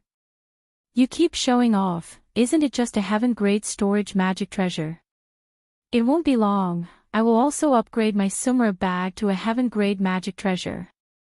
Tianchanzi said faintly, looking like a bullied little wife. Tang Zheng couldn't help but laugh. You got lucky again. This crystal is in your summer world. You can absorb as much energy as you want. Your cultivation will definitely advance by leaps and bounds." Tianchanzi shook his head, and said enviously, "Anyway, the outside door is closed. We can't go out. We have to wait for those scientists to come in tomorrow, then we can leave without anyone knowing. There are still a few hours. I'll take out the crystal. We can both absorb it to improve our cultivation." Tang Zheng said generously. "Your spirit is commendable. You didn't eat it alone." Tianchanzi praised, "But I just broke through. I still need to consolidate. I don't need to rush to absorb the energy." "Oh, then I won't be polite. You can guard me." "You little brat, you're not polite." Tianchanzi laughed and scolded, "Good, you're now a 9th grade golden core. I want to see if you can break through to the Yuanying realm in one go. Don't look down on me. If you can, why can't I?" Tang Zheng was full of confidence. "Then I'll wait and see." Tang Zheng's heart sank. The crystal was in summer world. Even if he didn't touch it, he would still be able to absorb the energy inside. As soon as he thought of this, a torrential surge of energy gathered in his body like a great river. This energy's chi. It's energy's energy. Cheese's energy was cheese chi. SSSSS, SS, T, Essie's cheese. At the same time, he also found that once he absorbed the energy, the crystal would become transparent, and the unknown creature inside would stand lifelike in front of him. He didn't care, his mind was focused on cultivation, but he didn't notice the two deep and mysterious eyes rolling. Hey, Chiyu, you're really lucky, young man, with this crystal, you don't need to keep absorbing yours blood, you can preserve your strength. The inner demon suddenly said. Chiyu was shocked and angrily retorted, inner demons, what nonsense are you talking about? He was afraid that Tang Jing would continue to have ideas about the blood. The inner demons didn't intend to let him go, and continued, I'm not talking nonsense, if your blood is fine, then it's possible for you to occupy the young man's body in the future, right? You're trying to drive a wedge between us, if you let me escape, I'll kill you at all costs. Chiyu angrily shouted. Do you dare? If you kill me, I'll occupy your body, heh, this seems to be a good deal. You didn't dare to do this in the past, after so many years, could it be that your courage has grown? I don't think so. The inner demon's voice was full of provocation, making Chiyu furious, but there was nothing he could do. Tang Zheng heard these words, of course, he understood the inner demon's intentions, and also understood Chiyu's thoughts. Although he had the crystal, he wouldn't give up on absorbing the blood. After all, this could weaken Chiyu's strength, but he also had to be careful of the inner demon's strength. If he could find a way to weaken the inner demons, then it would be perfect, weakening them together, they wouldn't be able to jump around. One day, he could completely eliminate these two hidden dangers. Tang Zheng's thoughts moved, and he quickly focused his mind, concentrating on cultivating. The Jindan was getting bigger and bigger, becoming the size of a fist, and the Jindan was turning from solid to liquid little by little. He wasn't surprised, as he had already asked Tian Chanzi about this process, and understood that this was the transformation of the Jindan. After a while, the Jindan finally completely melted, turning into a liquid, just like melted liquid gold. All of this was an autonomous process, but the next step had to be controlled by Tang Jing, as this was related to the strength of the condensed yuanying. He used his mind to control this mass of liquid, and continued to absorb the true qi for the liquid to shape. The liquid was stretched little by little, condensing into a human brain, but the face of this brain was still very blurry, and the face couldn't be seen clearly. At the same time, the torso also condensed, and the limbs began to spread outwards little by little. Time passed little by little, and after a long time, the initial human shape was finally successful. Tang Zheng wasn't too happy, because this was only the first step of the long journey, and there was still a lot of work to be done. Otherwise, he wouldn't have asked Tian Chanzi to protect him. If this process was interrupted, the yuanying would collapse, and there would be no hope for advancement. In the worst case, the Jindan would be destroyed, and he would die immediately. For a practitioner, this was a more important step than condensing the Jindan, and he had to be more careful. The next step was more delicate work. He began to control the true qi to attack the various parts of the yuanying, gradually making each part no different from a real person, and even the lines on the palm appeared. This was a delicate sculpting process, just like sculpting a puppet, except that he was sculpting yuanying. Gradually, the outline of the face became clear, and it turned out to be a miniature version of Tang Jing. Yes, yuanying was a miniature version of a practitioner. Once the yuanying was mastered, one would have all kinds of supernatural powers in the future. Phew! It was a success. Tang Jing lightly panted, his brain tense, and he was in a state of high tension. Even his vest was soaked. A yuanying identical to Tang Jing appeared. However, it was only the appearance that was the same, but the inside of the body was different. His future work was to transform the yuanying into a yuanying that was identical to himself, and this was the entire cultivation content of the yuanying realm. When the yuanying was transformed into a yuanying that was identical to himself, he would successfully cross the Yuanying realm and reach the soul formation realm. The soul formation realm was to transform the Yuanying into something other than its appearance, and to give it intelligence. Yuanying was equivalent to a new life, and it was connected to the mind of the practitioner. When the soul formation realm ended, and the practitioner entered the Mahayana realm, the Yuanying would be able to leave the body of the practitioner and roam the world. This was equivalent to a real clone, an extension of the mind, and it was very powerful. Back then, the 100 Faces Star Lord had created many clones. They seemed real, but in fact, they were just appearances. Each clone could not be compared to the real body, and could not reach the strength of the real body. However, Yuanying was different. The Yuanying could be the same strength as the real body. When the Yuanying cultivated, the real body could also enjoy the increase in power. This was why when two people cultivated together, it would naturally be twice the result with half the effort. Of course, the further one cultivated, the more difficult it would be. Without the help of the Yuanying, it would be difficult to cultivate in the Mahayana realm. There's still a long way to go. Tang Zheng could not help but sigh to himself. However, looking at himself that was identical to himself, he felt a sense of accomplishment. The strength of the Yuanying was related to the carving skills of the cultivator. Tang Zheng cultivated the flying immortals from heaven, which was very helpful in controlling his true qi, so he could control his true qi to do such fine work. If a carver were to do this, I'm afraid it would be better. Tang Zheng was whimsical.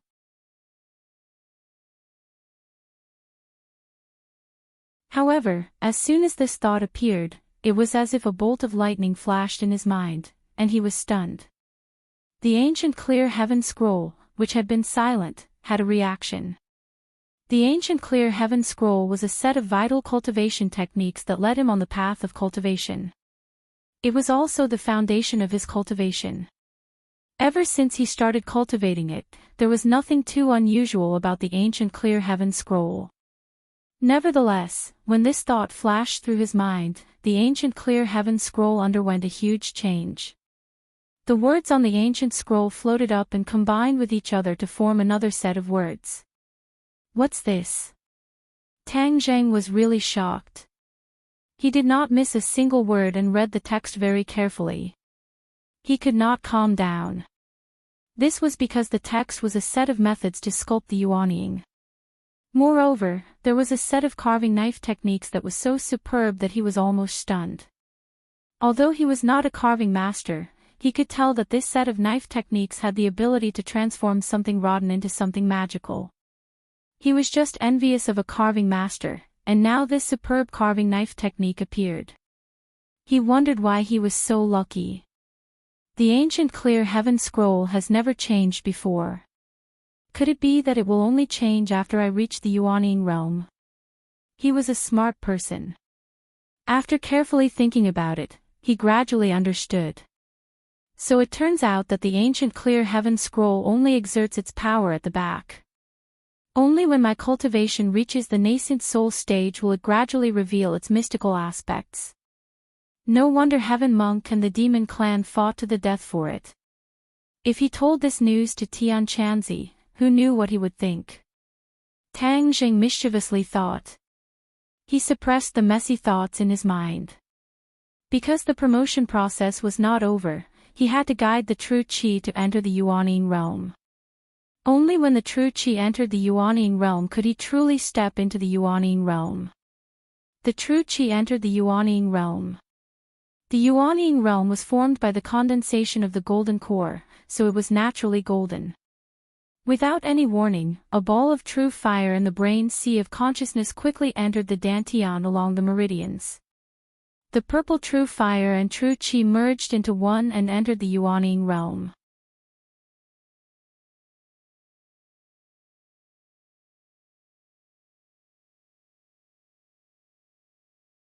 Chapter 9:25. The golden light around the Yuanying gradually faded, and a purple light began to spread from the inside out. Tang Zheng's lips curled into a smile. His dantian had gradually transformed into a purple palace, and this purple color was a sign of the transformation. Now that his purple palace had reached the large success stage, the yuanying no longer had a trace of gold, and was now a light purple color. In the future, the higher his cultivation, the deeper the purple color of the yuanying would become. Looking at the purple light emitting from the inside out of the yuanying, Tang Jing smiled with satisfaction. It was a success. He had successfully advanced to the first-grade yuanying realm. Hey, you little brat, you really succeeded. First-grade yuanying realm, this crystal's energy is truly powerful. Tian Chanzi exclaimed in admiration. Tang Jing raised his eyebrows and said, "That's because my innate talent is extraordinary. Didn't you just say that it was impossible for me to succeed?" Cough cough. Tian Chanzi awkwardly coughed and said with a guilty conscience, "Horses can make mistakes, and people can make mistakes. I also have times when I make mistakes.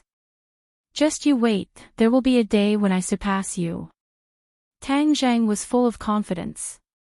Tian Chanzi's face stiffened and said with a guilty conscience, "Don't bite off more than you can chew." Although he said that, with Tang Zhang's terrifying cultivation speed, that day really wouldn't be too far away. Tian Chanzi felt an unprecedented pressure. Tang Jing chuckled and didn't continue to discourage Tian Chanzi. He said, "It's already morning, the scientists will be back soon. Then let's wait and make preparations. Hee, I really want to see their expressions when they discover that the crystal disappeared." Tian Chanzi said with a mischievous smile. "Don't play pranks, those people will definitely be as anxious as ants on a hot pan. His Majesty the King will definitely be furious. Do you think they will suspect us?" Tang Zheng asked thoughtfully. Tian Chanzi said without thinking, "So what if they suspect us? What can he do to us? I am his daughter's master. Since they have no use for the crystals they left behind, wouldn't it be good to give them to their master and make the best use of them?" "Alright, you're very reasonable." The two of them quickly came to the door. Not long after, they saw the door slowly open. The two of them quickly used illusion to become invisible. They quickly passed through the scientists and disappeared without a trace. The two of them secretly returned to their respective rooms. Not long after, there was a knock on the door. Mu Hongyan stood outside the door, her face glowing. Last night, she slept a little late because she was both looking forward to it and was afraid. She thought that Tang Zheng would sneak into her room in the middle of the night. But she didn't expect that this guy would actually become obedient, which was really out of her expectations. But even so, he was nourished during the day, and he was able to truly cultivate the wondrous intent art. His mental state was unprecedentedly good. Big Sister Mu, your cultivation has risen really quickly. You've already reached the 6th grade of foundation establishment. Tang Zheng was surprised. He helped Mu Hongyan change her muscles and cleanse her marrow, but it didn't really increase her cultivation. Instead, she had to rely on her own cultivation to fully understand the mysteries of the wondrous intent art and obtain the corresponding cultivation. There was a certain difference between muscle and marrow transformation and wisdom infusion. Wisdom infusion was to directly and forcibly increase a person's cultivation. If the foundation wasn't solid, then it would be very harmful to one's future cultivation. In addition, using wisdom infusion required an extremely high cultivation, but muscle and marrow transformation had a slightly lower cultivation requirement. It only improved a person's physique and increased their cultivation speed. This had a drawback. It was easy to cultivate in the beginning, even easier than many geniuses, but the further one went, the more difficult it would be. Mu Hongyan was the best proof. Her talent was average, but she actually broke through 6 levels in one night. This was enough to make many geniuses feel ashamed of their inferiority. Even if it was Tang Jing, he was completely outclassed. But in the future, her cultivation would be more difficult than Tang Zhang's. But Tang Zheng was confident that when his cultivation increased in the future, he would be able to find a way to solve this problem. Mu Hongyan happily said, "This is all thanks to you. I never thought that I would have a day like this. This is what you deserve." Big Sister Mu still has to work hard and strive to reach a higher cultivation. I will find a magic weapon for you. Magic weapon, really? Mu Hongyan's eyes lit up, and then she looked at him with a strange expression. The other people's magic weapons were also given by you, right? Could it be that only after becoming your woman can I have a magic weapon? Tang Zheng almost choked on his own saliva. He never expected that she would ask such a tricky question. He resentfully said, "How could that be? In the past, I always thought that you were honest, but now I know that I was wrong. I saw that Shishir, Ding Dang, and Qingmei all have magic weapons that you gave them. Could it be that they are all your women?" "Oh, that's not right. There is also Wu. She is not a cultivator, so she doesn't have a magic weapon. But I heard that you taught her a set of fire underworld divine palm." "Stop." Tang Jing quickly surrendered. This woman's intuition was too terrifying. She actually guessed everything correctly. Even Lu Qingmei was able to guess it, which he did not expect. "What, did I say something wrong?" Mu Hongyan asked with a smile that was not a smile. Tang Jing awkwardly said, "Big Sister Mu, don't expose my shortcomings." Mu Hongyan raised her eyebrows and said, "Then let's see if you still dare to bully me in the future." "Big Sister Mu, your words wrongly accuse me. I have never bullied you." Tang Jing complained. "Then yesterday you treated me like that." Mu Hongyan's eyes seemed to be rippling with water. Tang Zhang's heart moved. He could not help but grab her hand and said, "That was not bullying." Mu Hongyan's breathing became hurried. She fiercely glared at him and said, "Do you want to die? You dare to mess around in front of the gate? You two woke up so early." And walked over from behind. Mu Hongyan acted as if she had been electrocuted. She quickly retracted her hand and said with a guilty conscience, "I came to find him to discuss work." "You two are so serious. Discussing work so early." And did not pay attention to Mu Hongyan's expression. Her eyes were shining as she stared at Tang Zhang and asked, "Let's go to a new place to play today." "You're still playing? Yesterday you almost lost your life. Don't I have you? You are my knight. No one can even think of harming me." And firmly said, "I'm not that powerful. It's better to be safe than sorry. His Majesty will definitely not let you out. Don't look at me like that. I won't sneak out with you again." Tang Jing mercilessly refused. And pouted and said unhappily, "Why is there no sentiment at all? Annoying. Sister Mu, let's talk about business. Today we will continue to receive the corresponding industries. Although there are people stirring up trouble, we cannot panic." Tang Jing did not pay attention to and then said directly to Mu Hongyan. Mu Hongyan looked deeply at him and said, "I can take care of these things by myself. No, this time the enemy is in the dark and we are in the light. I'm worried that they won't play by the rules and will harm you." Tang Jing insisted. "Is it that exaggerated? Isn't this just a business operation?" Mu Hongyan disagreed. Tang Jing smiled faintly. "It's not as simple as you think."